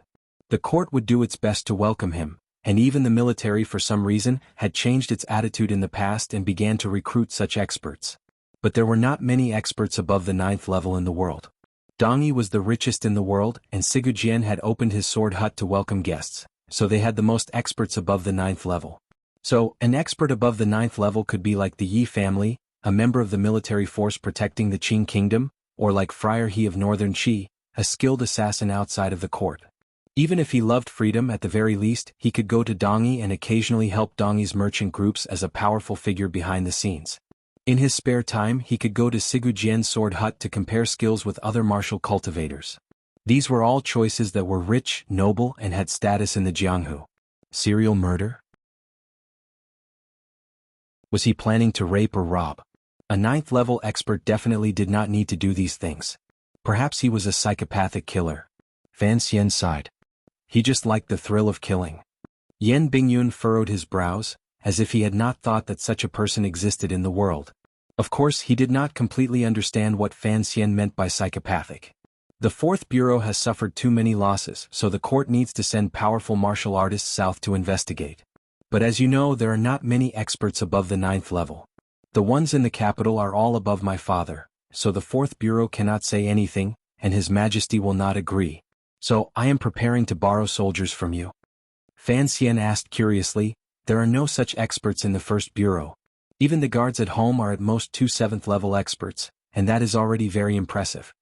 Yan Bingyun curled his lips and smiled. I want to borrow Gundam, and those 6 long knives under his command. Fan Xian looked at his scheming spirit and wanted to slap him. In a cold and mocking voice he said, us 2 brothers have the same wish. I also wanted to keep Gouda by my side. The first thing I did was ask the old man for it. And the result? He spread out his hands. Same as you. It was all wishful thinking. How could someone from the palace lend them to us so easily? That I don't care. Yan Bingyun smiled. In the future, if Gundam is transferred to your service, please lend it to the 4th Bureau for a few days. Fan Xian was startled. Seeing the rare smile on Yan Bingyun's face, his heart thumped. He knew that the Yan family had other connections in the capital. Could it be that Yan Bingyun had heard something? Could it be that Gundam's 7 knives were going to be his? Thinking of this, he could not help but feel happy. Thank you for your auspicious words. If that day comes, I will lend them to you. Having finished talking about business, Fan Xian glanced at the quiet room and began to tease him. How have you been with Miss Shen? Yan Bingyun immediately turned into a block of ice at the mention of this. Sir, please conduct yourself with dignity, he said coldly. Dignity, my ass. Fan Xian scolded. You tied her up with an iron chain. That is asking her to conduct herself with dignity. But you are just like the assassins from the south I spoke of. Perverted. The rain continued to fall, and the atmosphere was not harmonious. Under the same roof, Fan Xian proudly bared his fangs and brandished his claws. Yan Bingyun was so angry that he could not speak. He could guess that the word, perverted, was not a good word. He was furious. Gritting his teeth, he slapped the chair in pain. If you had not left her in the diplomatic mission, would I have been tormented to the point of no return? Disguising her as a maid isn't a long-term solution. Besides, I don't think you need to chain her up. With you in this house, I don't think Miss Shen will be willing to go anywhere else. Fan Xian continued to provoke him with a smile. Then what can I do, sir? Yan Bingyun laughed coldly. That great princess of Northern Qi is quite something. She has only been in the capital for a few days, and yet she can order the great prince to come to my manor and put pressure on me to treat Miss Shen well. She is Shen Zhong's daughter, a wanted criminal in the kingdom of Qi. Right now, I can neither kill her nor let her go. What can I do? The faint sound of weeping could be heard from the room. Fan Xian withdrew his gaze from the door. Only now did he realize that the great prince also knew of this matter. He frowned. If it is truly inconvenient, I will take Miss Shen back to my manor. Yan Bingyun suddenly raised his head. Fan Xian was strong and silent. After a long time, Yan Bingyun slowly nodded. After they left Yan Manor, they found that there was an additional carriage that had been transferred from Fan Manor. Fan Xian was no longer in the mood to take a walk in the rain. He sat in the carriage and turned his head to look at Miss Shen, whose face was full of fear. He smiled and comforted her. Don't worry, Miss Shen. Stay here for a few days. When things have calmed down, I will take you back to Yan Manor. He had investigated the matter of the second prince because of the death feud between him and the eldest princess. It was also because of some obscure reason that he would never say aloud. The matter was too big. If he did not have certain things in his hands, he would not dare to fully trust Yan Bingyun. Although trust was a matter of intuition and judgment, when it was not enough, it was more of a relationship of interest. The only thing that satisfied Fan Xian was that Miss Shun was in the manor, and he believed that Yen Bingyun would often come to the manor to talk to him. Yen Bingyun was deeply influenced by the culture of the Overwatch Council. Although he was secretly unhappy that Fan Xian had taken Lady Shin away, he did not feel too conflicted. After all, Lady Shin was a ticking time bomb to the Yen Manor. Although it had not exploded yet, it had already caused him and his son to quarrel endlessly every day. Now that Fan Xian had taken her back to the manor, on one hand, the two sides had reached an agreement to seek a balance of trust, and on the other hand, it was a temporary peace. Fan Xian looked out the window at the rainy street and sighed. He thought of a year ago when he had also opened that chest on a rainy night. He thought of how crazy he had been that night, and then he thought of his own darkness and boredom. Only then did he realize that he had not yet had the time to change the world, but the world had already changed him deeply. As the carriage arrived at the entrance to Dengshi, the rain began to lessen. There were more people and the carriage slowed down. It seemed to be a little crowded in front, and for a moment it could not move. At that moment, on the long street, which could only accommodate 3 carriages side by side, a carriage overtook them from behind, joining the carriage of Fan Manor. A plump arm with a light yellow sleeve reached out and lifted the curtain of Fan Xian's carriage. "Master," she called out in surprise. Fan Xian had been watching for a long time. He raised his hand to signal Deng Ziyu, who had already drawn his knife, to stop. He looked over in surprise. He was surprised that after half a year, the man still remembered his master. In the carriage, Yi Linger opened her bright eyes wide and looked at Fan Xian and Lady Shin in shock. Covering her mouth, she said, "You are indeed worthy of being Linger's teacher. Which sister have you tricked?" Fan Xian scolded her unhappily. "You know I'm your master, but you don't know how to be respectful. You're about to become the second princess's wife. What are you doing out here in the rain?" Fan Xian had already begun to suspect the real role the second prince had played in the Nyolan Street murder. The second prince had invited him to the banquet. Although it was later discovered that Si Lily had sent the information to the eldest princess, and the scholar the eldest princess had planted in the prime minister's manor had secretly conspired with Wan'er's second brother, Fan Xian had never let down his guard against the second prince. After returning from his summer vacation by the lake, he had coincidentally met the crown prince.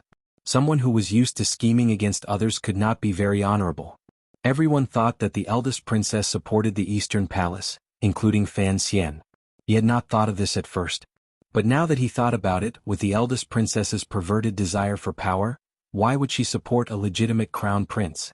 What was the point? When Fan Xian and Crown Prince Jing Li Hongqing ate at Yisher Tavern, they unexpectedly discovered that Yisher Tavern's backer was the Chui family, and that the Chui family's backer was Xinyang. Although stringing together a few pearls could not prove anything, he firmly believed in his intuition. The second prince's silence was unusual, and he must have a powerful backer in the palace. And if the second prince really was in cahoots with the eldest princess, then Fan Xian could only say sorry. Although he had already begun to investigate the second prince, Fan Xian did not feel much resistance toward the girl in front of him, the girl who would become the second prince's wife next spring.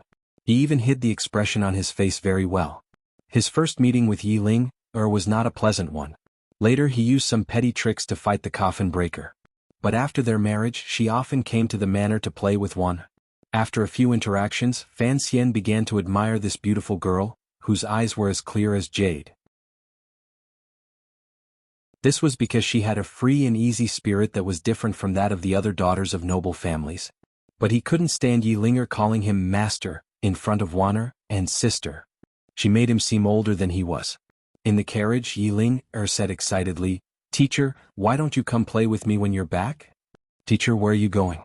"Teacher?" Fan Xian rubbed his temples, listening to the string of words. He smiled bitterly and sighed. "Wukong, you're being naughty again." You're tuning in to the Dreamy Chapters YouTube channel. We're so grateful for your support, and don't forget to subscribe to join us on this incredible journey through captivating stories. Your generosity through donations truly makes a world of difference, as it's the primary source of revenue that allows me to expand and enhance this channel for you. Thank you from the bottom of my heart for being a part of this adventure.